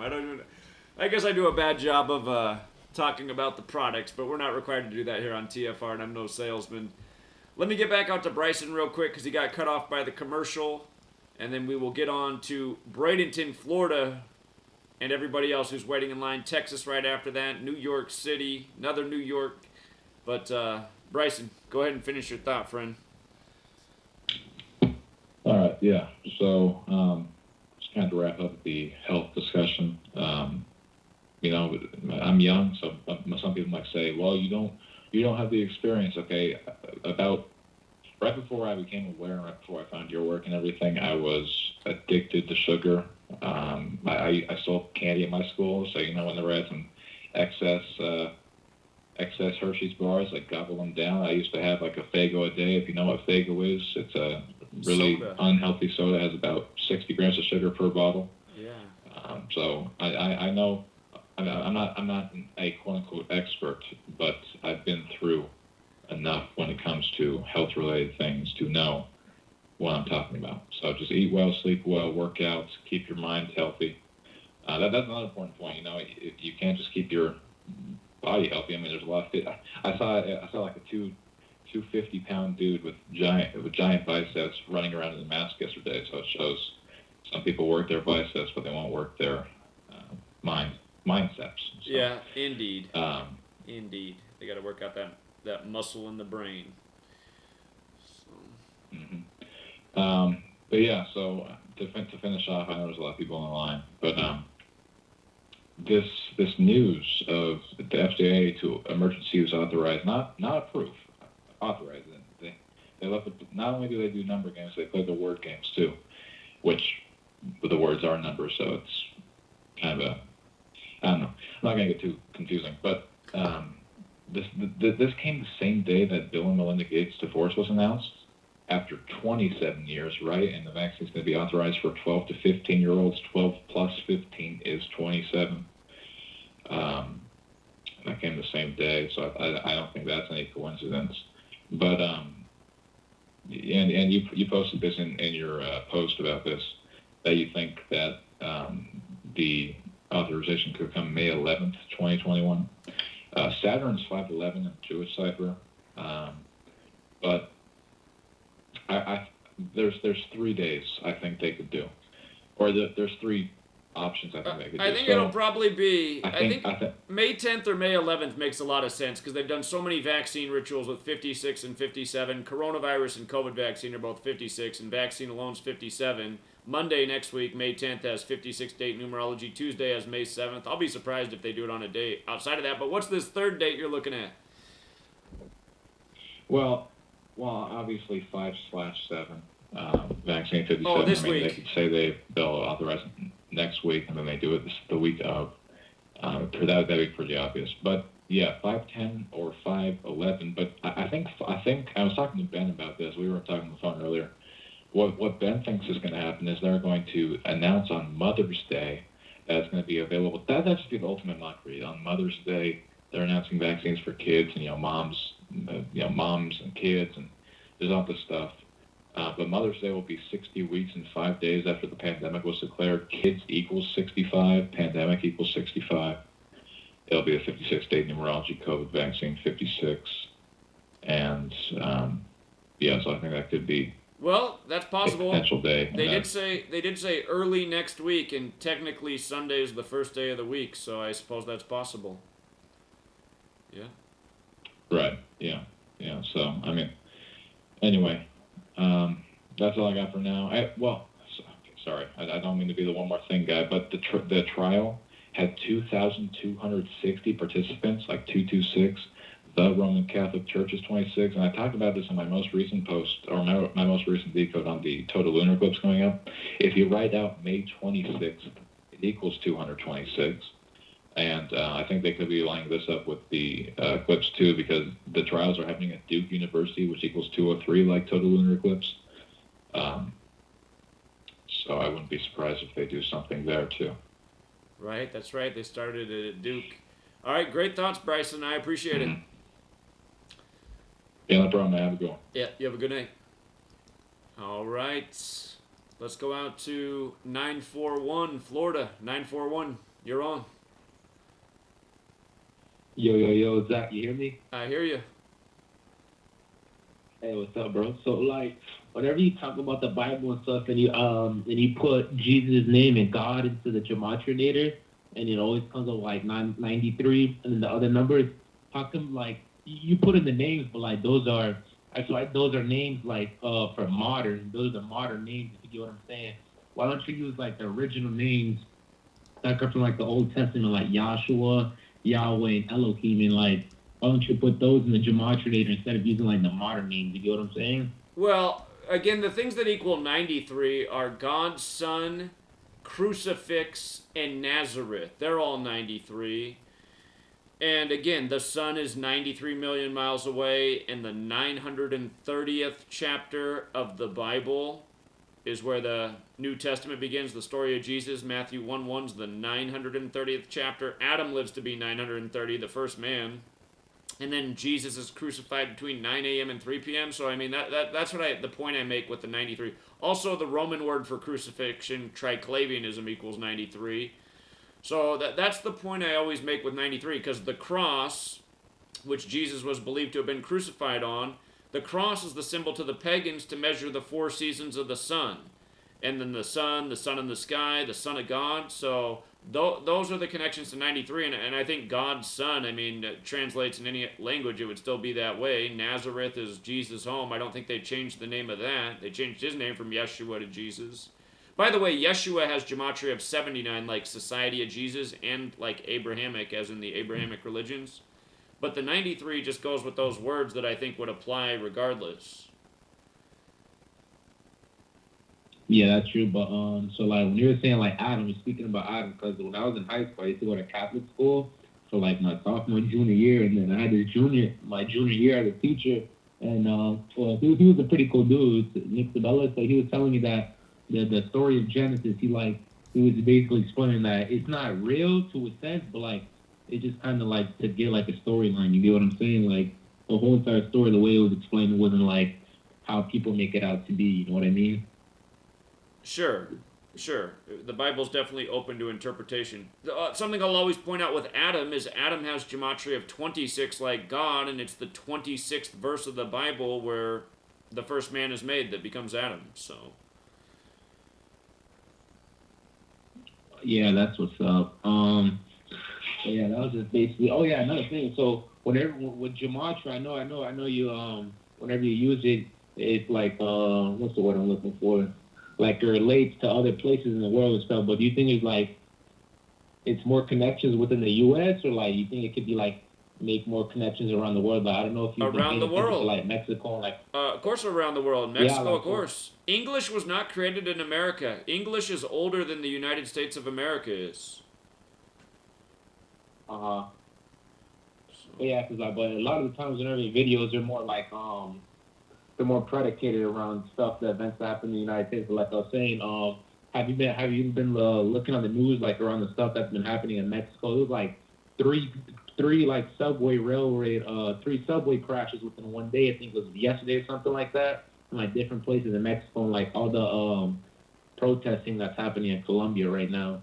Well, you're right. I could do a better job keeping up with the international headlines. I mean, because I'm here in the States, I mostly do focus on the news in our country, but I definitely cover international news stories. I mean, over the years, I've covered a bunch of stories on Mexico, but I can look into that rail thing. You know, in all the years I've done this, the thing that was the most blatant thing that I've seen happen in Mexico was the massive earthquake in Mexico City on the 32-year anniversary of the last massive earthquake in Mexico City. And the president that day, even before the earthquake, spoke about the earthquake and reminded people to be ready for, to do their earthquake drills, what to do in a major earthquake. Ended up being a major earthquake later that day on the 32-year anniversary.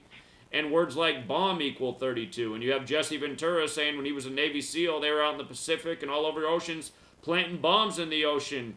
And it's like, are we triggering earthquakes with our military technology, with the bombs that we've planted around the earth? I mean, it feels that way to me, as ritualistic as even many of these quakes are. Remember the 4th of July earthquake from 2 years ago?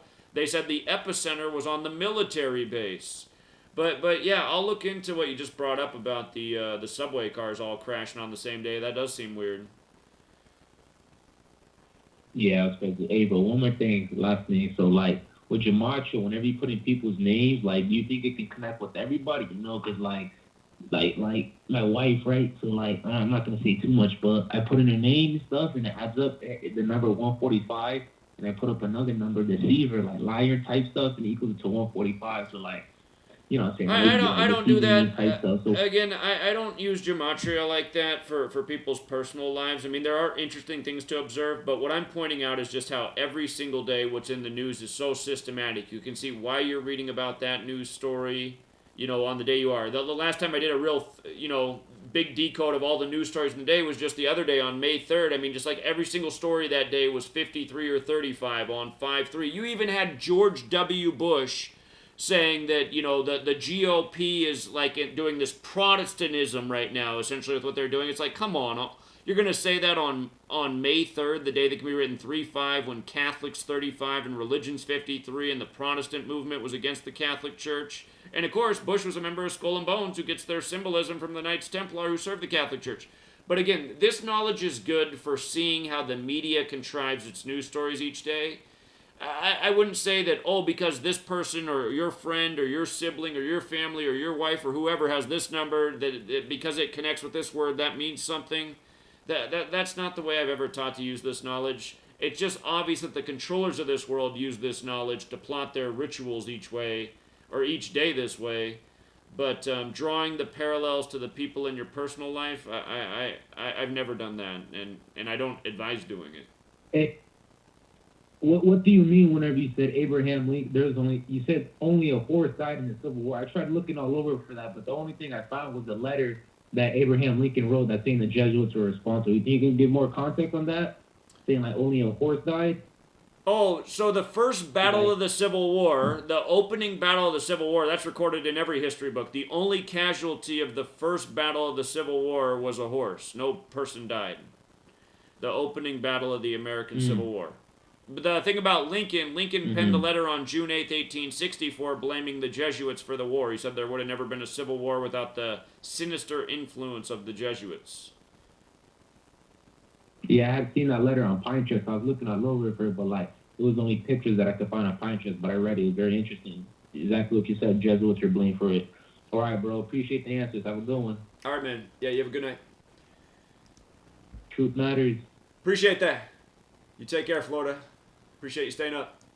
Yes, sir. Let's go out to Texas. What's up, Texas? Hey, Zach, what's going on? Just doing the show. How are you doing? Good.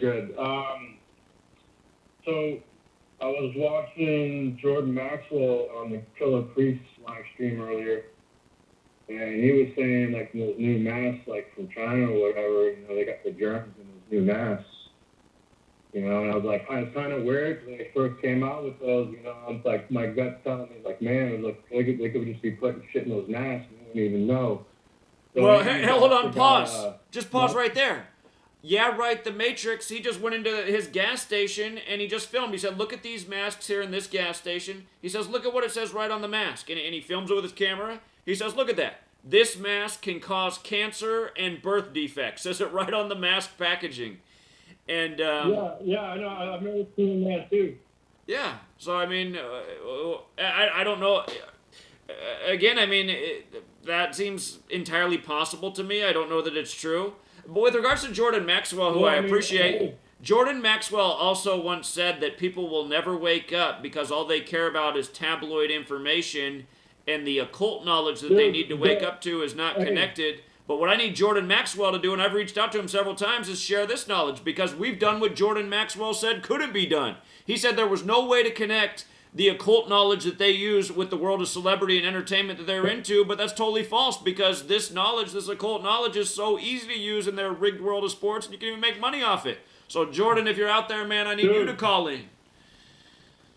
Yeah, exactly, dude. I was thinking that same thing. You guys too need to get together and share the knowledge and put the pieces together that you know that he would like to see. You know, but the one thing I want to get to was, like, you know, man, like your sixth sense, your instinct. You know, your gut feeling.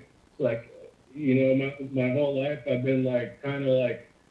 Earlier in life, just kind of ignoring it, not believing it. But dude, I mean, once you start believing it and listening to it, like, it seems to be like spot on, bro. And maybe that's something they don't want to teach you, and that's really like it's really just something that's applied in our lives. Because there's always that you know, something bad about to happen. You like get that weird feeling, and it does, you know. So maybe that's something we need to like listen to. I mean, I have, and it's just been helping me out with in my life. But you know, the thing with the mask, yeah, if someone's got some microscopes or whatever, look into that and put it on Freedom to Find Truth and see if there's anything in there, you know. And what I was gonna say too on that Saturn cube, you know, looking at the other cipher is Satanic 528. You know, there's another May date right there. Reverse primes 511. You know, there's another May date right there. So who knows? But also earlier in the commercial, on the break, Fauci said like something about the vaccine is better than the natural defense of your immune system. It's like, what? Are you kidding me? Indeed. Well, that's insane. Indeed. But, also, too, the thing I want to point out too, I remember like years back, there was a study on like the bacteria in your gut and it having an effect on your thoughts. You know, we like as it said, that we are our own universe. You know, and we have all these small organisms living on us, in us, and what we put into our body affects them as well. And you know, I guess you see the output, the outcome. So, you know, I remember once upon a time I had taken antibiotics that had like an infection of some sort, and well, you know, the sugar thing, I ended up having a lot of sugar after that, and it screwed up my gut. And I thought I had like food poisoning, but so I looked into it, and I started eating better and taking probiotics to help out my gut, and then boom, I was feeling way better. And I had a coworker that had the same issue, and I told him about that, and it seemed to help him out too, because he had taken antibiotics. But and I guess another thing too was you know, you said they keep throwing all these numbers, or 70%, 30%, this and that. And it's like, they got to be communicating with each other, because like they've always used this orange code to communicate with each other. So they must be communicating with each other, and also maybe with the spiritual as well, because you know, just as we have physical laws that we have to abide by, like gravity, etc., Well, in the spiritual, there's laws they have to abide by as well. As far as do I know what they are? No, but I get a sense that that's what's going on, and they have to tell you what they're doing. From like research years back about the upholds, like they have to tell you what they're going to do because it's just not fair game. From what I remember them saying, and it's kind of messed up, but look at it's all right there in front of your eyes, man. In the movies, the news, the magazines, everything. It's all right there, displayed in front of your face. And I've noticed those coincidences all my whole life, dude. And and once I saw this knowledge, dude, it's just like mind blowing and just puts all the pieces together. And like when everyone started buying the damn toilet paper, like, out of control, dude, I'm just like, why are people buying the freaking toilet paper like this? I mean, I understand people are going to be home, no one's going to school or work, so yeah, you need some extra toilet paper, but it was like chaotic. And then once I saw the 56, mind control, Fauci, coronavirus, dude, I was just like, light bulb went off, just like, ta-da, there it is. But that's enough of my, and one last thing, decoding on yourself, man. I decoded on my marriage, and I knew there was something weird about my marriage and my ex. And so, it was 35 days after my birthday on a date numerology with 62, and I always thought that my ex's mom was a witch or something to that nature. And guess what? 62 and 35 is black magic. Huh. And I was like, man, there you go, dude. Interesting. I mean, I don't know if that really means something, but it's definitely a coincidence. Who knows? But I'm definitely out of that mess right now. But on to the next Zach, and let's just keep pushing, man, and hopefully we can wake up more people and fight this evil. Indeed. Appreciate your call, friend. You have a good night. All right. All right, take care. Bye. All right, let's go out to New York. How are you tonight? Hey, Zach, what's up? Hey, how you doing? All right. Good. That's good. Glad to hear that. You're taking it easy. Trying to. Something I was looking at, you see the Kentucky race, right? You just see at the finish of the race, they announced, say it's 2:01 time. Yeah. The race tech. Yeah. and the jockey for Bob Baffert, John Velasquez, who won the Kentucky Derby, he was the only jockey who came into May 1st with 201 races completed for the entire year. And they call it the Run for the Roses, which equals 2:01. And Bob Baffert passed the trainer Jones, who died on June 13th, the day leaving 201 days left in the year. Go figure. Yeah, I was listening to you on that. I really was making that analysis. Yeah. About the Kentucky. But I sorry I didn't get a chance. I should have won some money off of that, man. Well, congratulations. A lot of people in this community won off it because we just couldn't deny Bob Baffert getting that 7th Kentucky Derby in the year of sevens. I should have won some money. I didn't. I didn't get a chance to go play. Well, there'll be a next time. Don't worry. Yeah, boy, everything is good, man.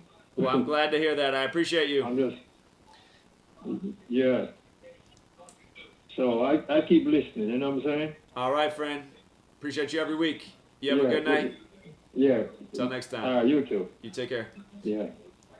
All right, we got 3 New York callers in a row. That was number 1. Here's number 2. What's up, 631? Yo, Zach, Nick. What's up, man? Yeah, how you doing? Good. It's been a while. I feel bad I haven't called in. I've just been so busy with school.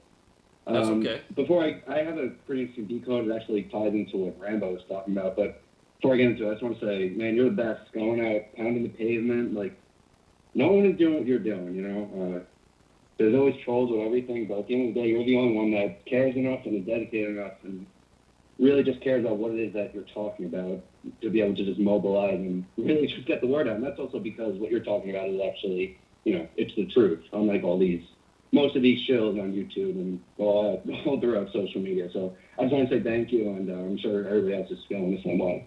And to everybody listening, if everybody could just donate $1, there's probably like over 1,000 people listening right now. Everyone's just got to man up, donate that $1. I donate $5 a month. If everybody could just do that, we could really get something special going here. So that's just my message to the people listening. So I hope they resonate with that. I appreciate that. Thank you. No problem. So obviously you came up with that revelation of the Star of Remphan and whatnot. And then just, of course, just by synchronicity, Rambo happened to talk about it.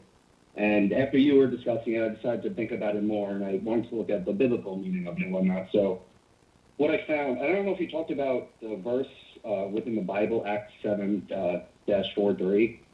And this is in the King James Bible, and here's what it says about the Star of Remphan. It says, "And you took up the tent of Moloch and the star of the god Remphan, the figure which you must be made to worship, and I will remove you beyond Babylon." So think about that. It's talking about the star of Remphan, Moloch, and worshiping figures, like, you know, the worship of idols, like idolatry. And obviously you made that connection with King James. So I'm like, okay, let me look further. Let me think about who's the biggest star. It's LeBron. And that's exactly what this Bible verse is talking about. The figure which people are made to worship, which is, you know, someone like LeBron or Kobe or Michael Jordan, right? You know, so King James, that equals 154. Star of Remphan, 154. And one of the names that everyone knows about that is referenced in that Bible verse I just mentioned was Moloch. And in reference to Moloch, LeBron equals 66, 30, and 96. And Moloch equals 66, 30, and 96. And it's talking about idols and worshiping them, just like how people, you know, they look at these ball players like they are gods. I mean, Kobe, he's revered as a god, and he dies and he becomes sort of a martyr for what he was doing, and just how people are, you know, viewing him and idolizing him and whatnot. So you have that tremendous overlap with LeBron and Moloch in 3 out of the 4 ciphers. You can go even further. You see that LeBron, Remphan, they equal 33. So that Remphan is star of Remphan. And even further, Remphan, and you're going to like this one, Remphan equals 114. And that's obviously the huge number with LeBron James. So when I found that, I'm like, okay, I really have something here. So Remphan equals 114. LeBron James equals 114. Sorry. Hold on. The commercial's coming out. Sit tight. I got to hear the rest of this. We'll be right back, everybody. Quick commercial break.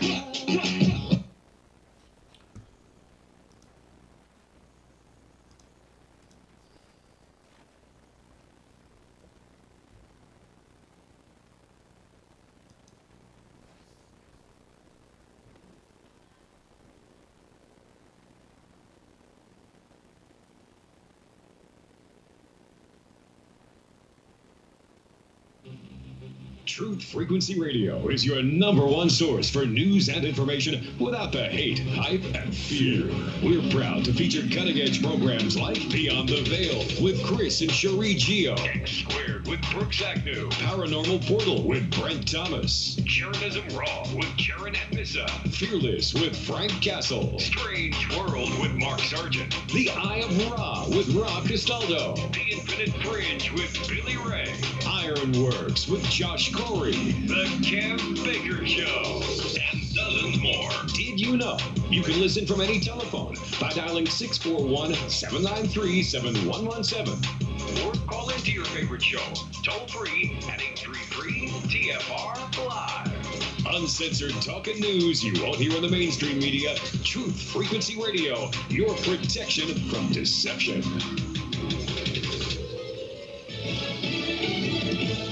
Fines for not following the rules on flights. I'm Lisa Lacera, Fox News. That's what the FAA is proposing for people who defy the flight crew. The penalties range from $9,000 to nearly $33,000. The heftiest is to a passenger on a JetBlue flight from the Dominican Republic in February for not properly wearing a mask, then angrily throwing food and objects as well as physically injuring flight attendants.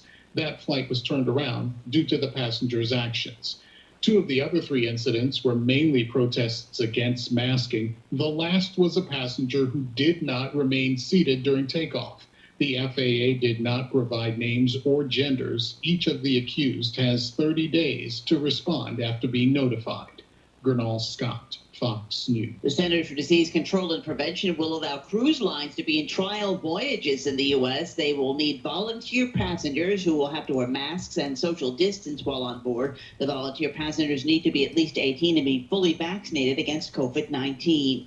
Caitlyn Jenner sat down with Fox's Hannity in her first televised interview since announcing she's running for governor of California in the state's recall election. I want to take that same fight, that same spirit, go to Sacramento, surround myself with some of the smartest people out there. I am an outsider. I understand that. Jenner has anchored some of the LGBT community for her conservative views last week, causing an outcry after saying she didn't think it was fair for transgender women to compete in women's sports. Google says about 20% of its workforce will continue to work from home after its offices reopen this fall, while about 60% will work a hybrid schedule that includes about 3 days in the office and 2 days wherever they work best. America is listening to Fox News.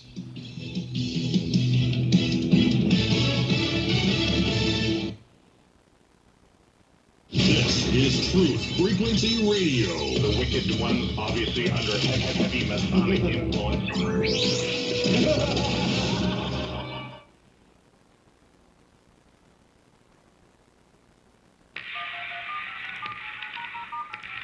This is not a Condition orange. Condition orange. Situation Delta in effect. Please enter your agent number now, followed by the hash key. We have to create culture.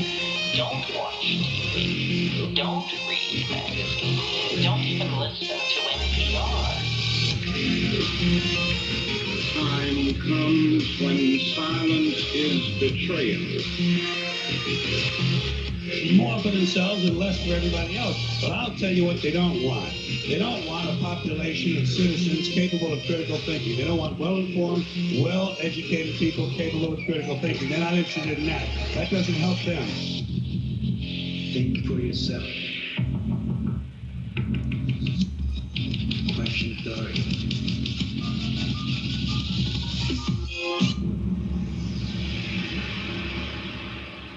This code has been compromised.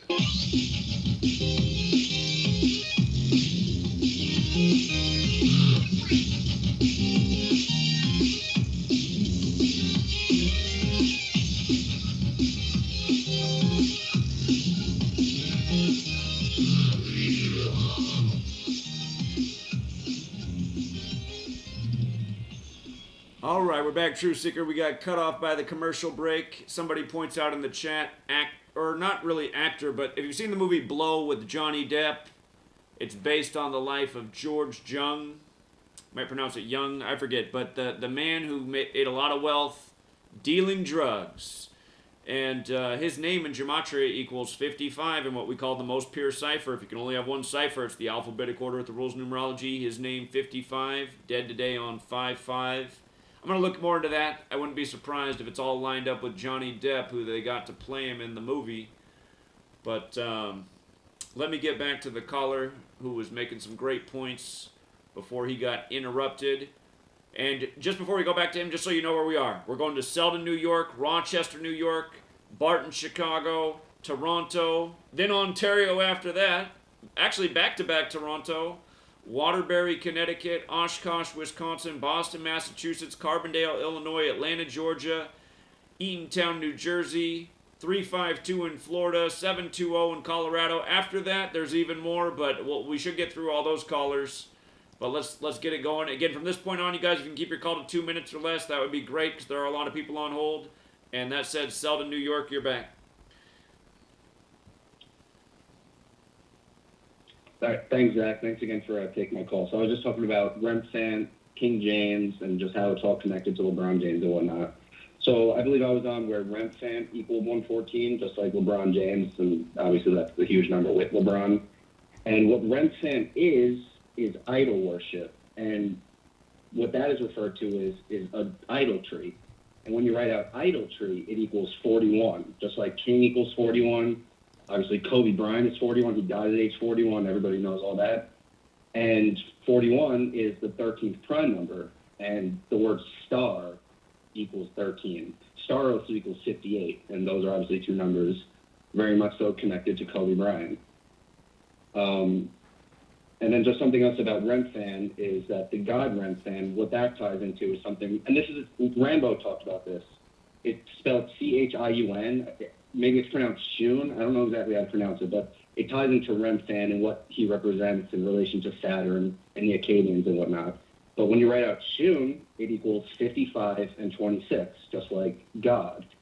And it wrote Shun is in reference to the Akkadians, where Remfan's origins come from. And what's really interesting is that the word Akkadian equals 56. And LeBron can obviously become 5 and 6 in finals. And like we're saying, he can win 3 straight, and obviously 3 equals 56.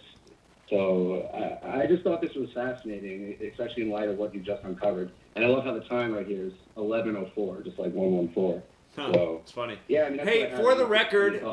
the record, if you look at the new international version, they use a different spelling of Moloch and Remfan. They spell it a different way. But I'm noticing that the way they spell it in that version, Moloch's got the 5679 connection like Society of Jesus. So, very good work. Wow. Very good work. I appreciate the research. No problem. No problem. And obviously everybody knows that Moloch is the owl god where they worship him at Bohemian Grove, where Algie Jones, Mr. 33, went. Yeah. Obviously he was legend because how else would he have gotten in, right? So, yeah, but I'm gonna make a YouTube channel. I'm just in school right now, and hopefully one day we could live stream. That would just, that would make my year. If we will do that. We will do that. That would just be amazing. That will happen. All right, man. Appreciate you. Keep up the great work. Thank you. No problem, Zach. Yeah. Thanks so much. Yeah. Have a good night. See ya. All right, Rochester, New York. What's going on? All right, what's going on, Zach? Appreciate you calling in. Hey, man. Well, it's been a while, but, I got a few things. I don't have any numbers for anybody here, but I like to connect dots. And, first off, I want to say thanks, Rambo. I want to say NASA is fake, and I hope a lot of people paid attention to that. But I want to go back to a little bit about what you spoke about LL Cool J and how, you have to have this sense in you that somebody's got to know something, right? I mean, how can all this exist and happen and some of these people either just be soulless or not care or not even pay attention or even give a shit about anybody else because of their own riches or whatever. So there's a song, there's original song, it's a rap song, and it's UAENO. You ain't know. And they say, you ain't know it. And there was a remix of it, and about 3 minutes and a half way through, I don't know what rapper he is, but there's Kendrick Lamar, there's Schoolboy Q, a couple other rappers, and he starts to go on about Instagram and about how he leaves that for the bitches. And then he says, the alphabet boy's gonna get you, man. And it's like, okay, well, what do you mean the alphabet boys? What is that all about? And then if you pay attention to anything A$AP Rocky says, he's got tons of music where he's literally talking about how he's like in a position where he's either an actor in the CIA or undercover. Everything he's doing is being, taken care of. And then let me remind you, he got into an incident overseas where he beat the shit out of somebody, and then Trump got him extradited back to the United States. Oh, right. And all these people are, and people are like, okay, well, what does that got to do with anything? Well, why did Trump get involved? And then you know who Trump is. He's a Jesuit. So who the hell is A$AP Rocky? And then, you got 50 Cent versus Pop Smoke. Pop Smoke, supposedly his son that he sacrificed, and he died with all these numbers and everything else. And you got Snoop Dogg right now promoting Corona beer like a motherfucker. And then Eminem, he said, hey, reach out to me, boys. Here's my number. Text me. Hey, by the way, you just saying that, I just got to remind people, Snoop Dogg does have a new Corona beer commercial, and the music playing in the background is the Houdini song "Friends." And remember, the member of Houdini just died last year at age 56. And Yeah. I don't think it's a coincidence But that they're that using just that it. song right now. It's just like, God, man, that's messed up. Go ahead. The loop of it is it's disgusting because it's right in our faces, and everybody is like so blind to it. And when you say anything about this, you're just looked at as like you're retarded. When honestly, it's the opposite. I mean, what about Jay-Z? All of a sudden, this dude appears in the NFL, and he's like a big name. Well, but nobody pays attention to the fact that he's friends with Maria Abramovich, this like supposed witch. What the hell is that? I mean, like I said, we can go into the numbers, but what about just the surface and just the obvious dots that can be connected to where things are not right now? I don't disagree with you. Everything is so wrong. I don't disagree with you. It's just for my life. I mean, from the time of 9/11 to 2013, I was just always pointing out the obvious surface level stuff that everybody should be able to see, but somehow they couldn't see. And I was like, God, I guess it's just not enough to wake people up. Let me do some more research and figure out what's going on with this whole number thing they're doing. And that's how I got on this path. But yeah, I mean, people just can't even see what's the most surface level. I mean, they can't even see what's going on in the skies right in front of their face. I mean, chemtrails every day, and everybody's just like, I don't know what you're talking about. Like, okay. I mean, I know it's a different subject, but, you know, at the end of the day, it's like everybody is literally just tuned in, but when they're really tuned out. And I'm going to be real honest with you. I woke up when Kobe died. I found Gematria when Kobe died. And ever since, oh my gosh, 2020 has been nothing but a spectacle. And I really wish other people would realize that they're out of touch. And they don't have to understand this knowledge. They just need to realize that, wow, we've all been blanketed our whole life. And thank you, Zach. I'll end it there. I don't want to keep going on. I know there's other callers, but yeah, man, I don't necessarily need the numbers, but you just got to start with the dots. And then if you can, because most people can't, if you can understand the numbers, they will only bring you a greater existence because we've all been lied to ever since we were born. Yeah, indeed. Appreciate you, man. Great call. You have a good night. Take care. All right, take care. You too. New York going 3 for 3. Let's go out to Bart in Chicago. Bart, how did your venture go? It was fantastic, Zach. Awesome. It was incredible. Glad to hear that. And for the caller right before me, you're right. If people can't connect the dots on the surface level, the numerology will just screw them up even more. But yeah, people are asleep. Yeah, it went great, and we had some ruffians giving us the finger and saying stuff like "drop dead" or "you don't know what you're talking about." But a lot of the people just kind of we were staying on the corner where people turn in to get their vaccine shots, basically at the United Center. So we were trying to send a message to the people that are turning right to get their shots, and we were saying like, skip the V and get some vitamin C, because we were handing out oranges for people.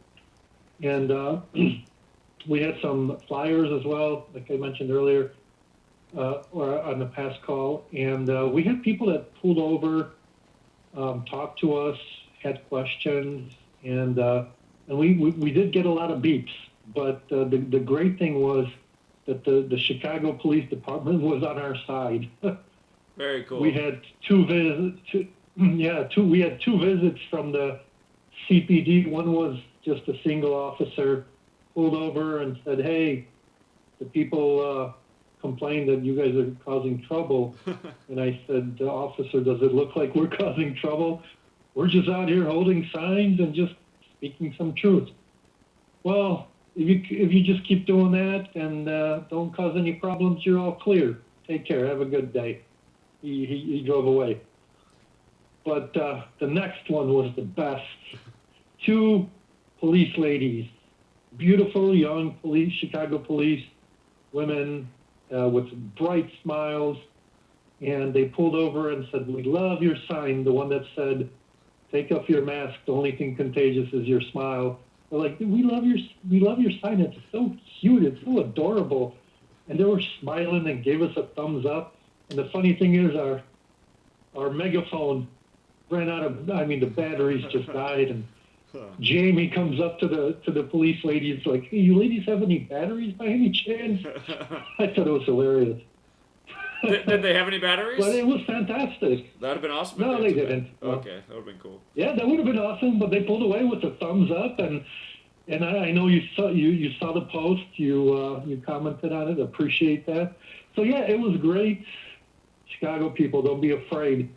We've got something going on May 15th in Chicago at Maggie Daly Park, and it's going to be that big rally that's going around the world in different countries about, COVID being a hoax and stuff like that. So that's going to happen. Well, in that's Chicago, a great day, May 15th, because that's the anniversary of Operation Warp Speed, and it'll be the 3-year anniversary of Clade X, which was 666 days of the pandemic. So that's a perfect day to talk about 2 big things right there. Perfect day, yeah. Just like May Day was a perfect day. Yeah. So yeah, we were out there. We started with 5 of us. 2 people had to go. My son came out there. He's 15, just like Bryson. And my son was the cameraman. We did go live on Twitch, but I didn't know that Twitch needs a setting to save the video, and the video, unfortunately, the video went away. But my son recorded like the last 30 minutes on the corner. Cool. On my just a regular camcorder. So I have that actually uploading on BitChute right now. I'm going to share it on Predefined Truth. It's not there yet, but it will be there. A couple of things I wanted to just mention real quick in regards to. Oh yeah, well, one more thing in regards to this day. Michelle in the Predefined Truth community. Michelle connected with me. She connected me with Sarah. Sarah couldn't make it to the corner, but we did end up. She made it so we could get together and chat at my friend's gallery at the Warriors of the Apocalypse. So we spent a couple hours there. So she brought Colleen. So there's 2 more people into our Chicago Gematria crew, which I love, and Sarah's probably listening right now. So is Colleen, and so is Michelle, which is cool. Tomorrow I'm getting together with Chris, another person that heard me on TFR like today. We're meeting tomorrow at Murphy's on Sheffield and Waveland by Wrigley Field. We're going to be there at noon, so if you're in the area, you're in Chicago, come by, stop by if you're in the community and you're nearby. So we're going to hang out for a little bit, get to know each other. So that's 3 more people from the Gematria community and Predefined Truth. In fact, this community is awesome. I appreciate you for building it. It's a blessing. Well, I don't know if I mean, you guys are all building it too. So again, thank you for so much for what you're doing, Bart, because you make me feel like the website is finally achieving its vision. You're doing the biggest thing. For all the other people doing the same thing as Bart, I'm grateful for it. But Bart's really making it known, and he's getting more people to gather in Chicago each week. And this is my vision when I started the website, to get people in communities organized, networking, out on the corner, getting the word out. And I love it, Bart. And I was just scrolling through your page to show the photos of your get together, and I didn't see your latest post with the T-shirts with my book. And who drew that? Did you draw this? Who made this of me? No, I did that. Yeah, I did that. Wow, I didn't realize you were an artist too. That's pretty good. That's cool. So. Well, there's a secret to that I'm not going to share with right now, but yeah, I'm a little bit of an artist, and yeah. So it was a while back that somebody called in and complained about why you don't have more merch than you do. And I believe what you told them is said, well, if you want to step up and create the merch, then go for it. And so I'm that guy. I'm stepping up. I've got ideas. I've got people pitching in on Free to Find Truth. And my favorite idea right now is a shirt that says, "Indeed, indeed." Hey, instead of donating the money to me for these shirts, I say you keep it all and you put it towards what you're building in Chicago, because that needs to happen. You're in an even bigger city a way bigger city than I am. I mean, you can just have such a great impact in that city. Because yeah, Bart, you don't need to donate any to me. I'd rather you see it put towards what you're doing out there, man. Yeah, somebody mentioned that in the post, and yeah, and so I bought a shirt. Sarah bought a shirt. She got the Pink Lady shirt. So, yeah. What I don't see here, what I don't see, Bart, is the link to get the shirt. I see the pictures of the shirts. It's in the comments. It's in the comments, because the way Free to Find Truth works is basically it won't allow you to post two links. I see. So where it says view more comments, that's where the link is at. I see it. I see it. Got it. Okay, and then when people, I mean, right now they're just links to the specific T-shirts, but I'm actually creating a store on Shopify. I've got the Truth Matters hat ready to go. If somebody wants the Truth Matters hat, I matched the font, and obviously I made the hat that you're wearing today. So if anybody wants that hat, just sign up for Free to Find Truth if you're not on there, and just send me a message and I'll send you a link, or I'll tell you how to order the Truth Matters hat, because I know that's a big hit with your community.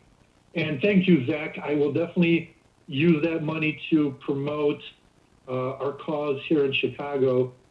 Yeah. And, and keep growing it. And so the other thing I wanted to make in regards to, you were talking about losing weight because of the lady that approached you, and you were right on the money what you said about just eat less, eat in a certain period of time, because in the last 5 weeks I went on intermittent fasting, and I'm doing it on every single day. I lost over 20 pounds in 5 weeks. Yeah, that sounds about right. And I'm not that big of a guy, but I did exactly what you said. Like, just eat less in a smaller period of time, because your body needs to basically cleanse itself. Get rid of the food. Yeah. You know? Yeah, exactly. Without having more food to digest. digest. You can digest it. Right. Yeah.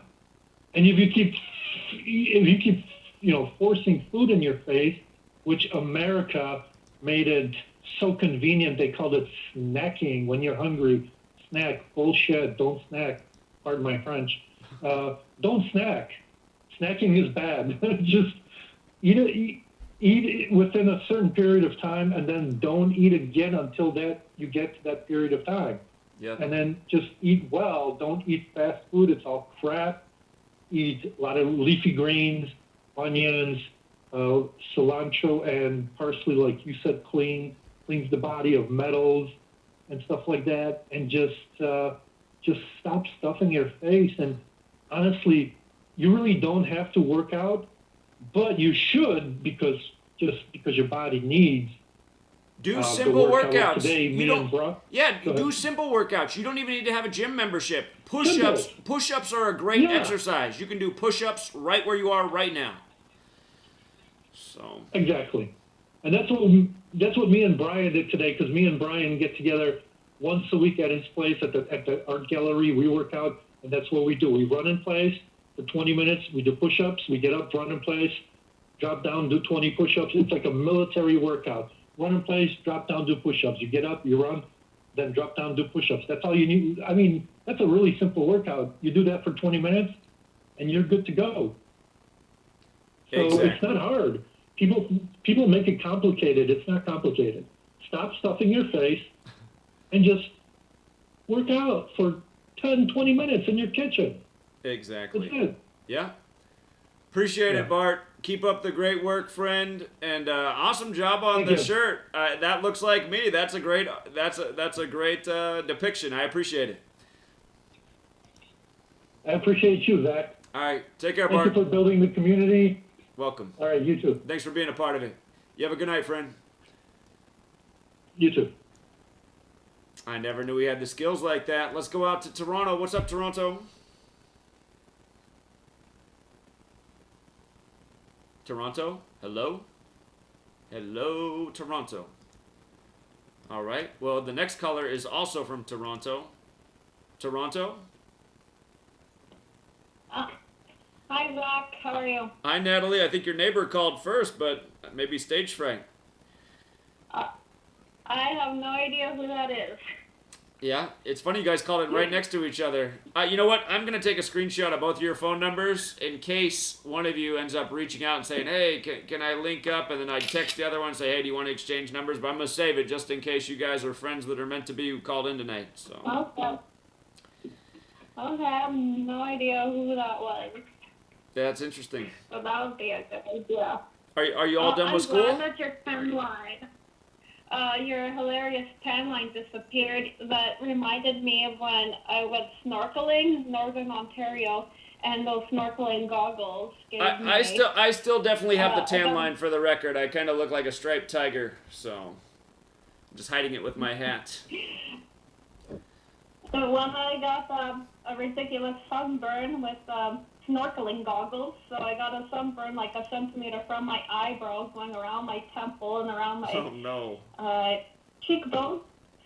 And then I went to my dad on the beach, and then my dad started laughing at me. He said, you look so stupid. Look at the mirror. So he pulls a portable mirror. Yeah.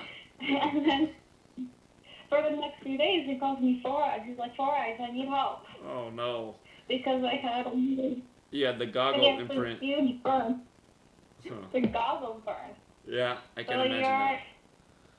Your burn, like, your pen line reminded me of that when I got that kind of burn. And I don't tan, I just go from pale to peel. Sure. A lot of people are that way that are fair-skinned. Yeah? So, I found something very, very interesting.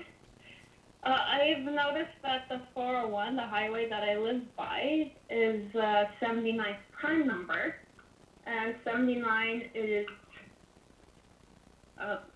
like Society of Jesus. It's also Murder and Champion.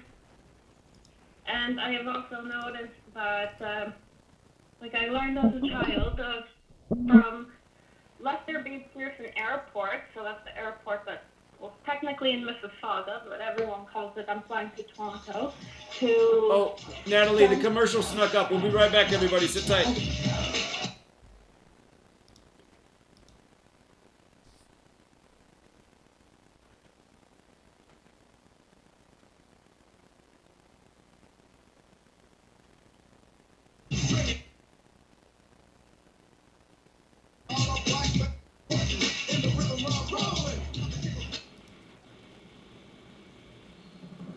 Hey everyone, it's Chris Gio, founder of True Frequency Radio and host of Beyond the Veil. The mainstream media and establishment are running scared right now, and they've prominently featured TrueFrequencyRadio.com as number 89 on the federal government's hit list, also known as the fake news list, which is essentially a list of sites slated for censorship on Facebook, YouTube, Google, and other social media. Now is the time for you to get involved. Share your favorite TFR shows far and wide on forums and social media. Tell your friends and family about your favorite shows. If you're a business owner, get in touch with us to feature your product or service right here on TFR. And if you haven't done so already, become a TFR supporter now and get unlimited commercial-free downloads in high quality. Visit truthfrequencyradio.com/sign-up. Thank you for making TFR the leader in independent and uncensored talk radio. Truth Frequency Radio, your protection from deception. So, you love talk radio, then you'll love TalkStreamLive.com. TalkStream Live is always on, 24/7, with the best streaming talk shows. Find your favorite talkers and discover some new ones. It's free, readily available online or on mobile with any smartphone or tablet. Finding your favorite talk shows all in one place has gotten a whole lot easier. Just go to TalkStreamLive.com. Be sure to download the free apps from Google Play or the iTunes App Store. If you have hard water, the live scale not only leaves white spots, it clogs pipes and breaks down appliances, costing you hundreds of dollars in energy and wear. Eliminate lime scale and other water issues like brown staining and bad odors with HydroCare water products available from Wave Home Solutions. Wave's affordable water systems don't use salts or chemicals. You'll love the way your water tastes, smells, and looks. Satisfaction guaranteed. For more information, go to bestwater123.com. That's bestwater123.com. Fear's the mind killer. Fear's the little death. This is Uncle Walt from the Ironworks. Josh, Corey, and I have chosen to look at life with no fear. No fear of the unknown. No fear of questions about the supposedly well-known. No fear of ridicule for thinking outside the familiar fool's lines. No fear of the boot on the neck of those refusing the party line. No fear of taking on those so convinced of their beliefs they would sooner drink the Kool-Aid than believe they've been fools made. In this world filled with me too, cattle think, can truth's protective layers be peeled back to show the tender juice of ink? Are we all just grist for the mill? Souls sold against our will, or is that just how it feels? When you're filled to the rim with two realities so fear-filled and grim, break clear of the fear, right here. Tuesdays and Fridays at 2 a.m. on TFR. Josh and I and you will hammer out the impurities of technology-driven groupthink, fold in a dash of logic, and quench it all with a bit of absurdity. The Ironworks. Break free of the fear. We are TFR. My faith in destiny is all I need to prevail. Truth Frequency Radio.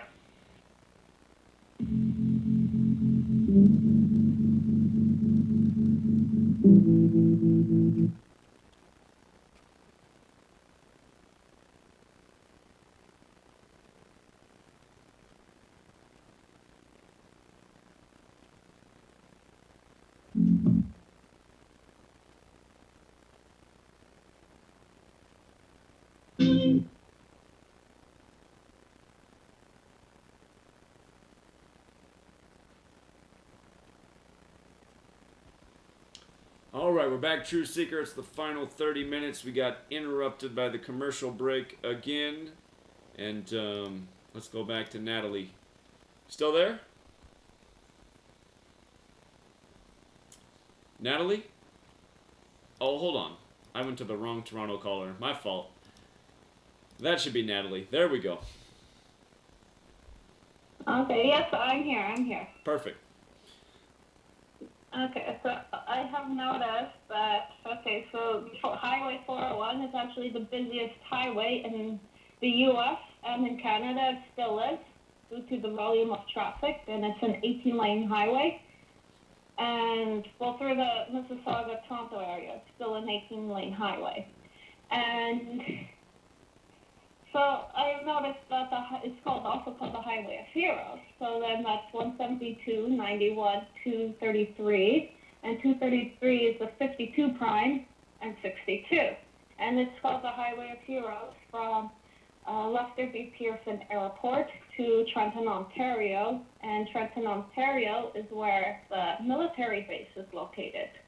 And the military base is located 6 North Star Drive. And North Star, how do I have that here? North Star is 133, 43, 110, 56. And then when I put in Trenton, 106, 33, 83, and 38.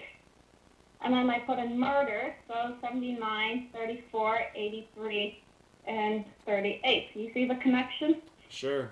Yeah. Interesting. And then the airport is technically in Mississauga, so then 137, 38, 160, and 79. And then Lester Bowles Pearson, which, I don't know, Rambo may want to look into this. He was the one he was a Canadian External Affairs Minister, and he won the Nobel Peace Prize by resolving the first Suez Canal crisis, and that started October 29th, 1956 to November 7th, 1956. It was a week and 2 days. It was between Egypt and Israel. Yeah. And he is Pearson is 243.81, 270 and 108. Queen Elizabeth II is 203, 108, 378 and 108. Huh. So I found that kind of cool. Indeed. Yeah. Good research. Very interesting finds. I didn't realize that that's where the busiest interstate was, but 18 lanes. I don't think I've ever seen that with my own eyes. That's amazing. So. Yeah, it's 18 lanes throughout Toronto and Mississauga, so it's considered the busiest by volume in U.S. and Canada. And what happened with that overweight girl? Because I used to be an obese woman myself. So I have mixed feelings about that. I will have to be honest. I have mixed feelings about that. Understandable. The way you worded. Because I am someone who recovered with from binge eating behavior. So. Well, I'm glad you recovered. My only question would be, if eating is a coping mechanism, and a lot of people it is, so why else would you become 300 pounds? And fast food is addictive. So then when you take that away and do structured eating, what will be your coping mechanism? Well, that's what you would have to do. You'd have to find a new coping mechanism that's healthier, because some people will trade one bad coping mechanism for one that's even worse. But again, it's about, finding something that's actually healthy that takes care of that thing that's causing a problem in your life. And that can be the challenge. But again, it could be something like a hobby. Instead of eating, now you're doing something that's productive, and you can't eat at the same time, but you're dedicating your time and energy to that instead. And I know some things are easier said than done, but how did you overcome it? You did it, so. I have to go to therapy. It's not as easy as what people say. First of all, exercise doesn't help you to lose weight. Your eating habits do. You can still definitely. eat like shit and exercise, and you still will be overweight. That has nothing to do with it. Well, but would you agree, though, that well, Natalie, I agree with you that the eating is the biggest thing. You have to control the eating, because if you don't do that, the exercise isn't really going to make that big of a difference. But if you can control the eating and you exercise, then you can speed up the process of recovery. Like my doctor told me, is don't focus on the exercise, that's add-on. You have to control the eating. Always control the eating. Yeah, I agree with that. And honestly, what I had to do was go through therapy. That's really what I had to find better coping skills. Okay, but the purpose of therapy is to help you reach your goals. Was there some sort of solution that was reached in therapy to help you control the eating, or was it just having those sessions and talking about it that helped get you through it? I was talking about it and having goals. I see. And discovering new coping skills. So that was one of the goals. That's really what it is. And I think maybe people that use, what I tell my mom. She asked, why are people so fat? And I said, there's two things. Fast food is addictive, and people use food as a coping mechanism. Yeah, absolutely. Those are your only two things. And maybe, a lot of people could be honest about what they use food for. Not to feed themselves, but to feed psychological hunger. Sure. More than, actual physical hunger. Sure. Because, let's face it, I don't get Cheetos because all I hear when I get Cheetos is, gonna get some Cheetos, bro. When you get comfort food, you're craving comfort food. You're never gonna crave a celery stick. Yeah. Right? Right. So, I have mixed feelings about it, but, I understand it. You have to take accountability to do these things. Right. And it's not easy to do it. It's not. If anybody reads the book Fast Food Nation, that book talks about how much research is put into the foods that we eat that are made to make us addicted to them. And again, all of this is tolerated by government that supposedly cares about our health. So. Yeah, that's true. Fast food is addictive. Yeah. But yeah, that's all I have to say, basically, as someone who recovered. But I'm still at risk. The relapse for me is on average for every 2 years or so. So so like they still have to maintain it and all that kind of stuff. Yeah. And stress, I know stress is a trigger for a lot of people when it comes to eating, and there's a lot of things to be stressed about, especially right now. So. Yeah, exactly. Yeah. Yeah. Exactly. Well, I appreciate you, Natalie, and I appreciate you sharing that story. Very brave of you, and I'm sure a lot of people listening appreciate it too, so thank you so much. Oh, no problem. I'll talk to you later, Zach. All right. You have a good night, friend. You take care. Bye. Bye. All right.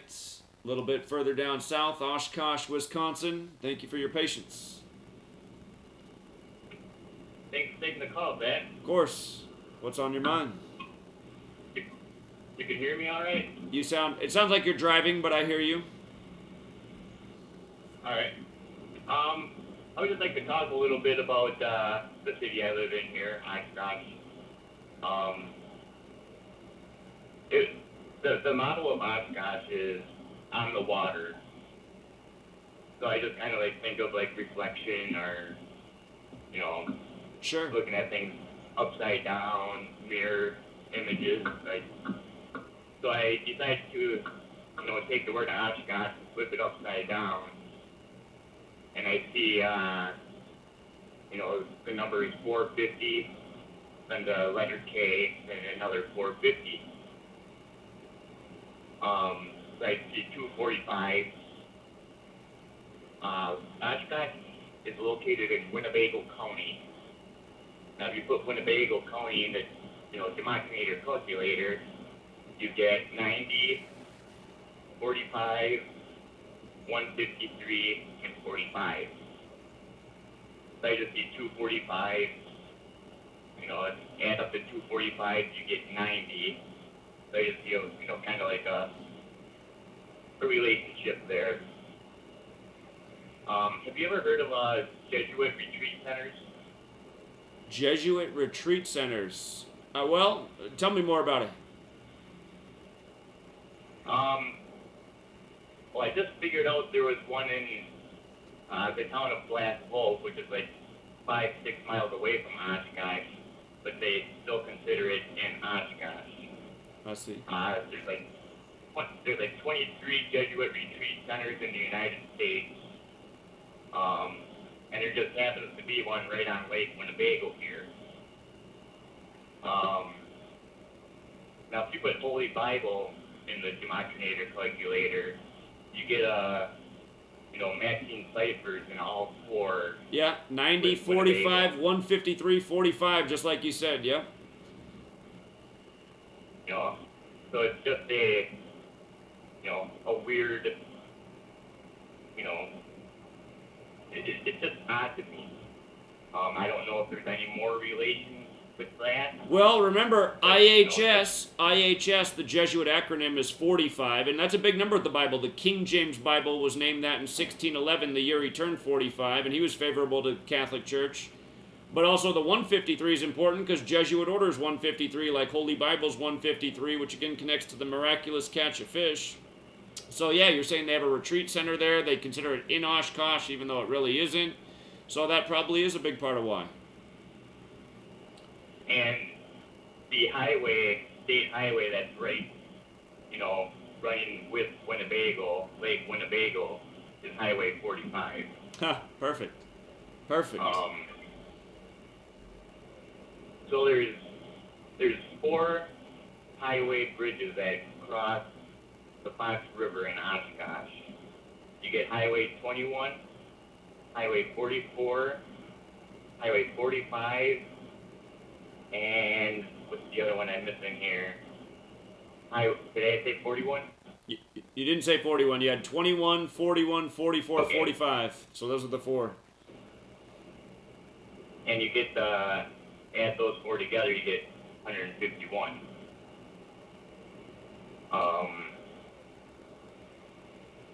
I believe I'm driving right now, so I don't have my notes with me, but I think there's something related to do with Jesuits that equal 151.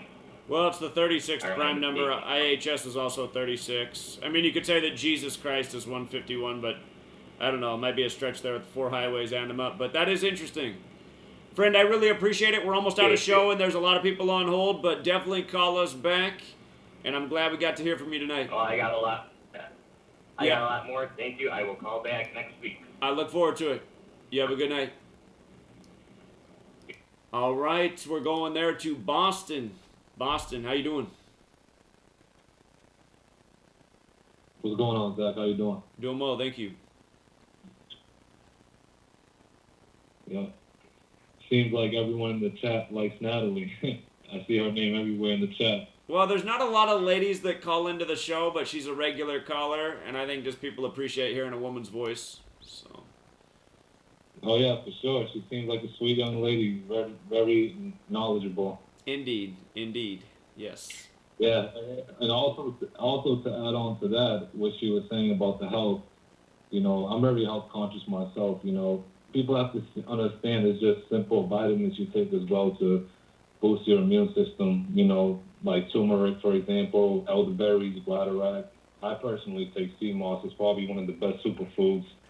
You know, I'm a vegetarian as well, so it's just the simple things that they don't say in these news media as well during this whole COVID thing. Just learn how to eat better. Indeed. Hey, by the way, as you said that, I just checked on the chat real quick since you brought up the chat, and somebody's saying take ashwagandha in the chat. Ashwagandha's good, but don't overdo it with ashwagandha. Yesterday, if you saw the live stream, King Henry talking about how he got real sick. He got real sick because he thought if he took extra ashwagandha, it would give him even more benefit, but he created a major problem in his body that took several months to recover from.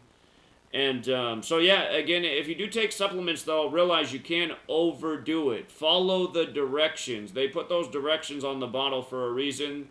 And there is such a thing as too much of a good thing. You can actually poison yourself with a lot of things. But, yeah, supplements can be very important because we don't get enough nutrients in our food. We don't get the same nutrients as our ancestors did in our food because our food now grows in dirt that's been destroyed from all the years of industrial agriculture. So our food doesn't grow in soil that has the minerals that was there, 50, 100 years ago. That stuff's missing now. So you got to supplement your diet with what's missing that used to be in our soil.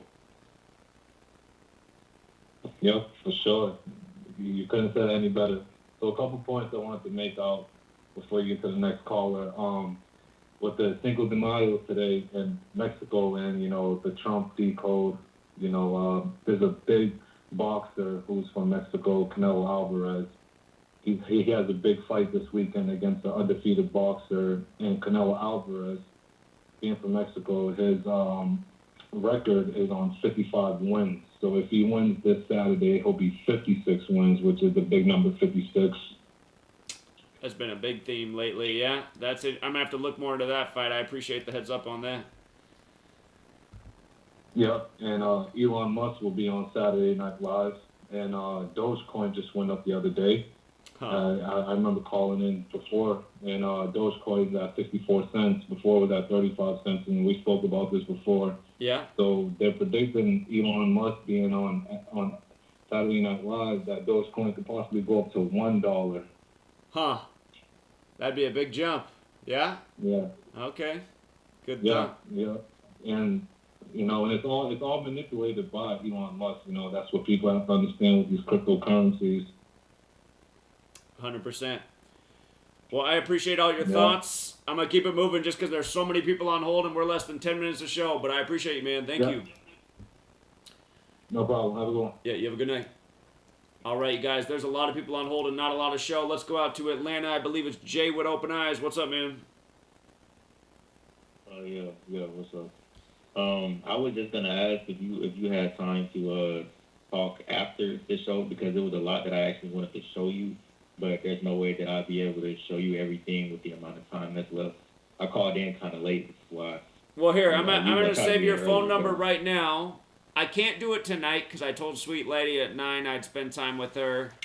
But if you want to do a live stream together, I'd be happy to do a live stream together, and you can share. Unless you're just trying to have a private conversation with me, but I'd be happy to. We could do a live stream and talk about it. Oh no, it can be a live. It can be a live stream whenever you ready. Okay, yeah, I don't have anything we'll to do one, and I'll for help the promote your next channel. Yeah, we'll do that because I like that you're Yeah, a young just don't- person just out don't there doing the good work, and I think a lot of other young people in the community will resonate with you. And I just wanted to mention a couple things. You talked about the number of 160 showing up a lot lately, and I just wanted to point out that assassination was 160, and I was thinking that May 26th may be a possible day for us to see Joe Biden's assassination. And there was a lot that I found out, and seeing that was just absolutely mind-blowing. But one of the quick things that I'm going to show you, and then keep moving, is that May 26th is 201 days after Joe Biden was announced as president-elect. And, of course, and what I found out is that if you write out second Catholic president, I actually found this out from Bryson, because I was on the phone telling him this, second Catholic president equals 201, and 201 days after that day is May 26th, and it's 160 days after the Catholic Pope's birthday as well. But it's 181 days from the anniversary of John F. Kennedy's assassination, which was on November 22nd. May 26th is 181 days. And if you write out Catholic president, it equals 181. They're the only two Catholic presidents. So I would just, it was a lot more, but I was just showing that. And there's also a video game where it was like a simulation reinventing the assassination of JFK. It's called JFK Reloaded. And if you write out JFK Reloaded, it equals 46. Like Joe Biden number 46. And so on and so on. And if you write out 46 in word form, it equals 46 and stuff like that. And JFK was assassinated at age 46, just like Catholics 46. Yeah, exactly. Yeah, good ones. Exactly, but it's a lot more I gotta show you. It's some stuff with George Floyd too. What it might do. I'll send you a message. It'll come from the 206 area code. That my phone number. I'll send you one tomorrow, and then we'll do a live stream on this. I'm looking forward to it. Okay. All right. Thanks. All right. You have a good night, Jay. Take care. Are you too? All right. Let's go out to New Jersey. New Jersey. Thank you for your patience. New Jersey. Hello? Oh, they hung up right there. Man. All right. Let's go out to Florida. Florida.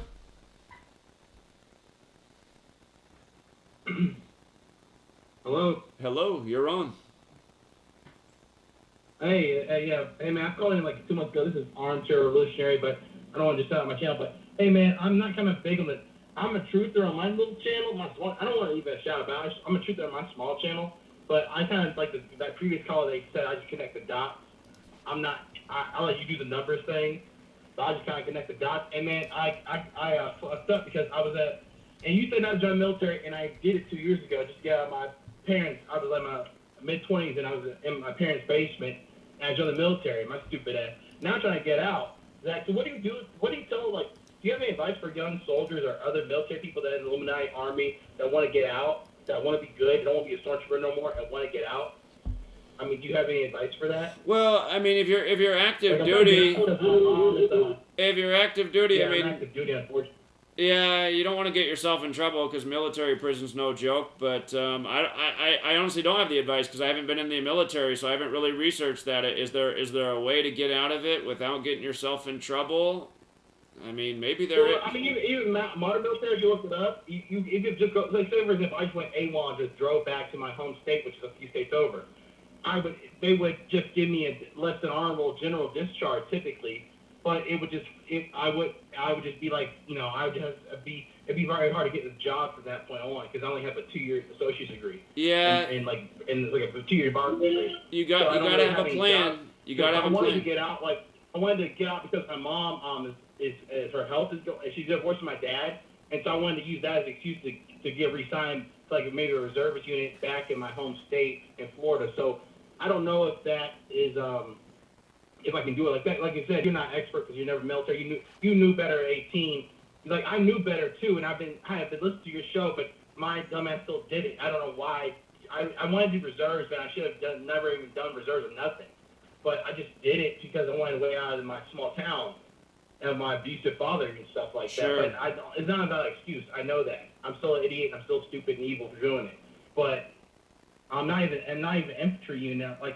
I'm not an infantry unit. But I just want out because I'm sick of the bullshit. I got an AR-15 for having a weapon in my car. In my private car, they searched my car, and they searched it so thoroughly they found my little 38 special, and they put me in jail for an hour, and then put me on extra duty for 45 days. So I'm kind of sick of it, man. Like, I'm sick of the military, man. I used to have a gun all the time back in Florida, no issue. And then I get to this, I don't know, I'm trying not to cuss, and I get to the military, and it's my first time going to jail because was like 19 and stole a shoplifter from Walmart. So I hadn't been in no trouble for like almost 10 years. Sure. So. Sure. Yeah. I'm black too. And I know the whole black propaganda is all. I love you expose all those lies. My family doesn't understand that George Floyd is a hoax, and I don't want to get channel censored, but I want to just say like George Floyd is whatever what happened is not truly what happened is not the true issue. But I just want to lay out, man. I don't want to take up too much time, but maybe you should try to how can you? Because I think we need to wake up like the good soldiers. I think we need to wake them up because I have one sergeant. He's like almost half awake. So I don't know if there's still hope or like Star Wars where there's no hope. They're all like brainwashed as the clones in Star Wars. I don't know. Well, again, I would research your options. There's probably somebody who could give you some advice, but again, if you're sure that that's like the worst case scenario is that they'll just give you dishonorable discharge, yeah, that could be trouble if you're looking for a job. But at the same time, if you have a skill right now and a passion, I mean, you can work towards your own business and become self-sufficient. It takes time and commitment. But, yeah, if you're miserable with what you're doing, that's no way to live. So, again, I would do whatever research you can and talk to whoever you can and see if they do have the solution for you. But also, I mean, you realize you made a mistake. So, I mean, you realized you made the mistake. You'll amend it going forward. So don't shame yourself too much about it. But I'm sure there's a solution out there. Yeah, thanks, Zach. Because I beat myself over and over every day. Yeah, don't do that because that's not going to help you. I'm trying to go to jail. Yeah, don't beat yourself up because it's not going to help. But I mean, you'll figure out the solution. Just keep looking for it, man. I wish I had it for you, but I don't because I don't have the experience. I will look into it though since you brought it up. I will do some research on that in my free time. So I appreciate you, man. You have a good night. I appreciate it. All right, thanks. Yeah, take care. Bye. All right, Eaton, Ohio, you're going to be the last caller tonight because we've got a minute of show left. So you're going to take us out. How you doing? What? Actually went to Chicago. Hello? Yeah, sorry, Chicago. I read it wrong. It's you. Chicago, you're our last caller tonight. Yeah, what's going on? What's up, Zach? This Anthony. I wanted to share a quick little decode I had thought about. I don't know if you're familiar with the rapper J. Cole. I am. Yeah. Apparently, I'm familiar. Okay, so I know. Alright, so he said he was dropping a new album, and he announced this on May 4th. You know, that date could be written / Hip Hop 45, yeah. Yeah, Hip Hop 45. Hip Hop and his name, J. Cole, equals 45. Perfect. Hey, we ran out of show. The music came on, but we'll be back next week, everybody. Appreciate all of you. Have a great rest of your nights. And until next time. All right, so I had to turn off the radio show there because that's how it is on TFR. When your show ends, you're supposed to sign off right away so that the next person can sign on because their show starts 3 minutes later.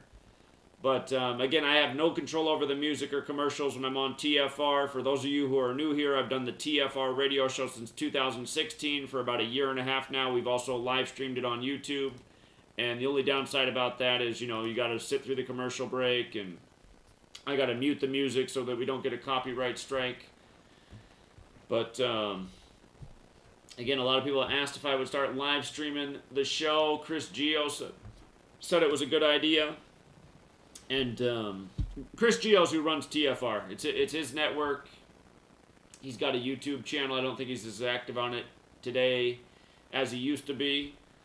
But I have a feeling that Chris Geo, like a lot of people in the truth community, just kind of, again, admittedly, a lot of us in the truth community kind of feel defeated because we've been speaking out against what's coming and why people need to wake up, and now it's kind of here, and it kind of feels like, is it too late in the game now? I try to maintain this optimism that it's not too late in the game. We just need to keep working forward until we do achieve our goal and overcome the problem that we see.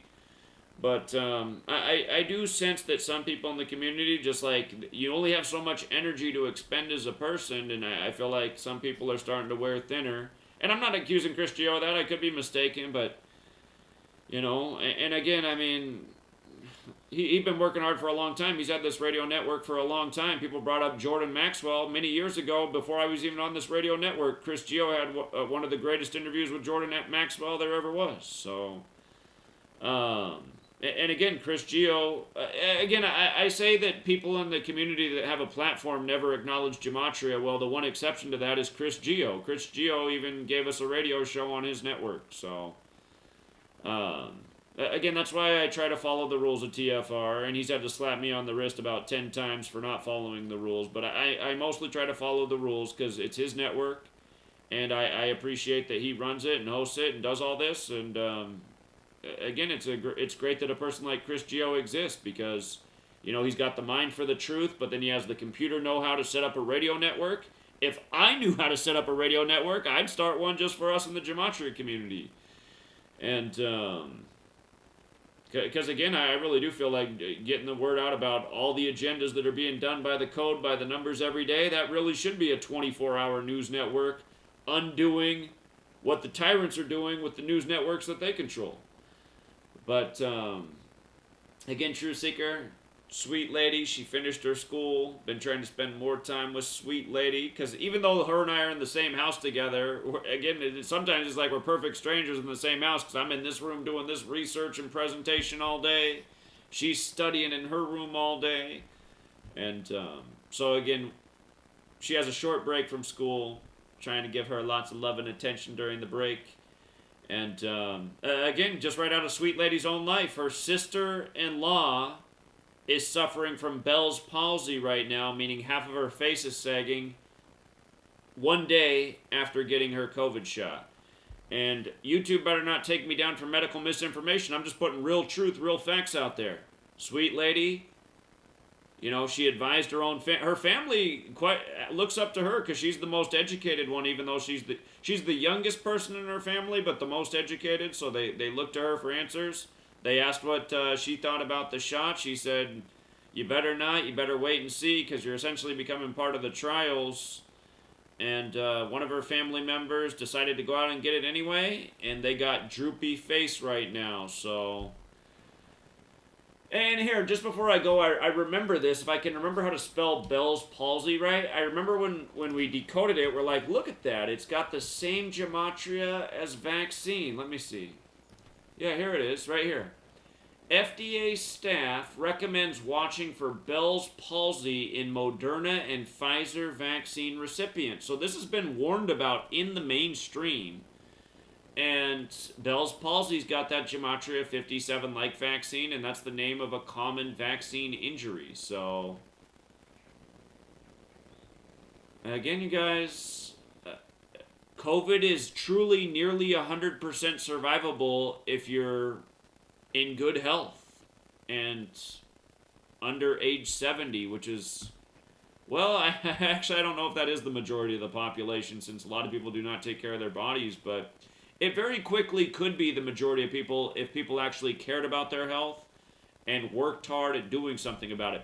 And here, for people who struggle with eating, again, a lot of it is psychological.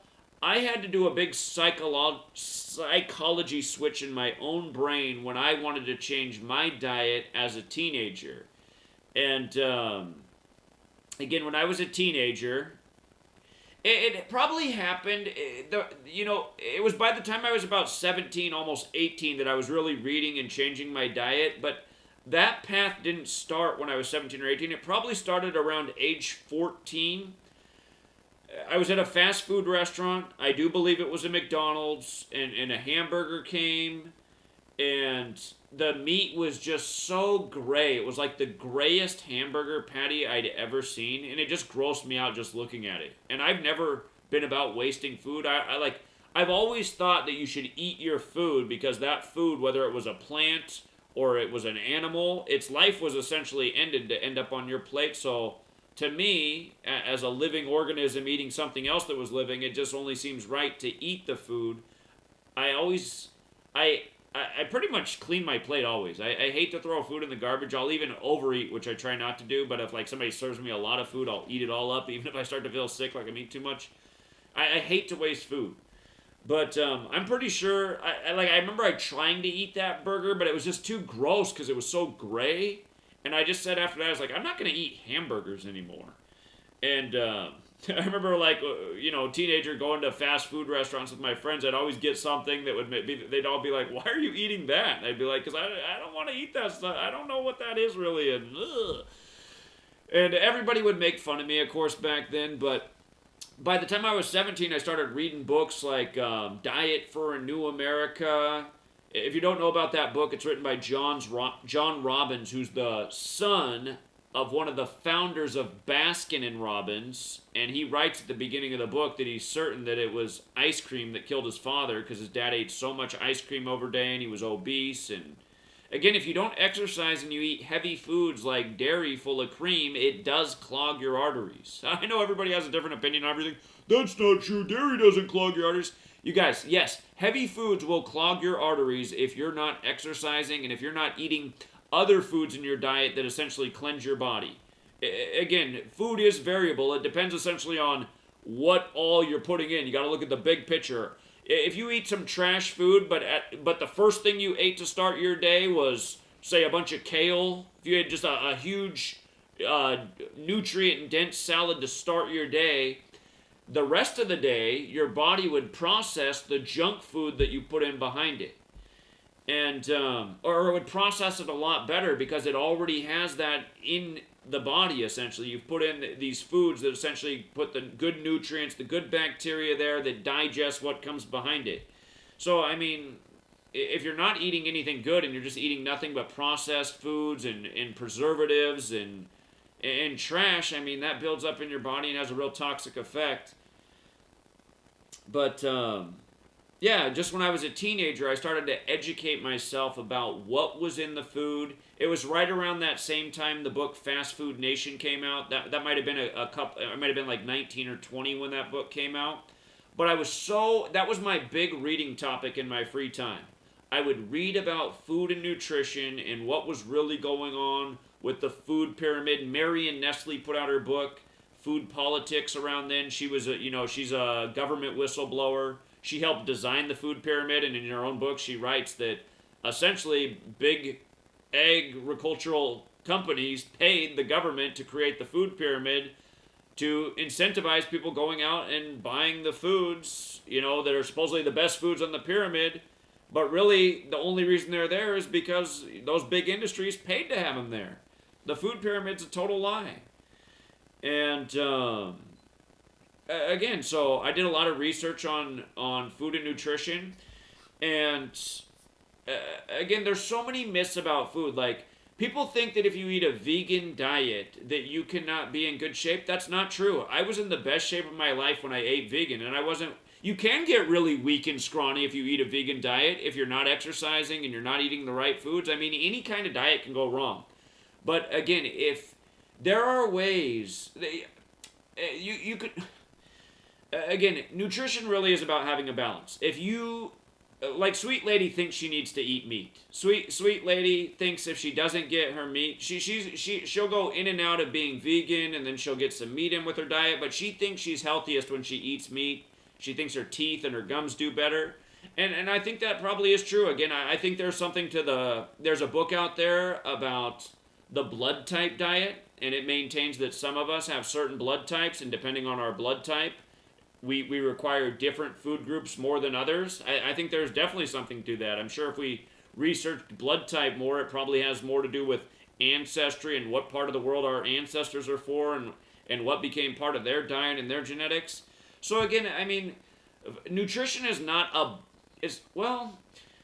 there's a lot of gray area in the subject of nutrition, but again, if you don't overeat and you do eat more of a balanced diet, meaning that your diet has plants in it, because a lot of people in America are just addicted to meat and cheese and carbs, you know, chips, fries, bread, meat, cheese. If there's it, I mean, how many people go to like a Subway? You see, I've noticed it my whole life. You go in a Subway sandwich shop or a Jimmy John's, and the person in front of you, that their sandwich has bread, meat, cheese, and mayonnaise, or mayonnaise and mustard, or some other sauce. And I mean, they don't put a single vegetable on their sandwich. This is such a common way to eat in America, and it's not good. Plants in your diet are like cleaners in your body. I don't know if Chevron is just a gas chain on the West Coast, but Chevron, when they advertise, I forget if Chevron's on the East Coast, but Chevron, whenever they advertise their gasoline, they'll always say, and they charge way more than everybody. Well, Shell charges a ton too. But Chevron will always talk about how they put an additive in their fuel that cleans out your engine and keeps your engine running longer. And you could say that's just marketing, but essentially, if you think of your body as a car, when you eat plants, when you eat vegetables, those are foods that have a lot of cleansing properties that cleanse the junk in your body, that put nutrients in, that fight the preventable disease and illness. And again, simple foods like cilantro and parsley, those foods have qualities that clean things like metals and toxins out of your body. Again, that's why it's important to research what is known about certain foods. There are certain foods that are very good at cleaning out your system compared to others. And then there's certain foods that essentially toxify your system, and those happen to be the foods that often taste the best. So, again, you just see it more and more. People really need to be educated about health and fitness and diet and nutrition. And it doesn't happen in the American education system. And that's why you have so many people that are way overweight. And plus, the other thing is people don't have enough time. So they're eating these convenient foods that aren't necessarily the healthiest. Anyway, I don't want to lecture all night about food. But, again, I do want to throw that stuff out there. And, again, make food your medicine. That goes against Western medicine, but that's what our ancestors knew. And, again, you eat well, you traditionally have good health. So, eat well, true seeker. Beware of big pharma. We'll leave it there. Have a great rest of your night. Great rest of your day if you're in that other part of the world.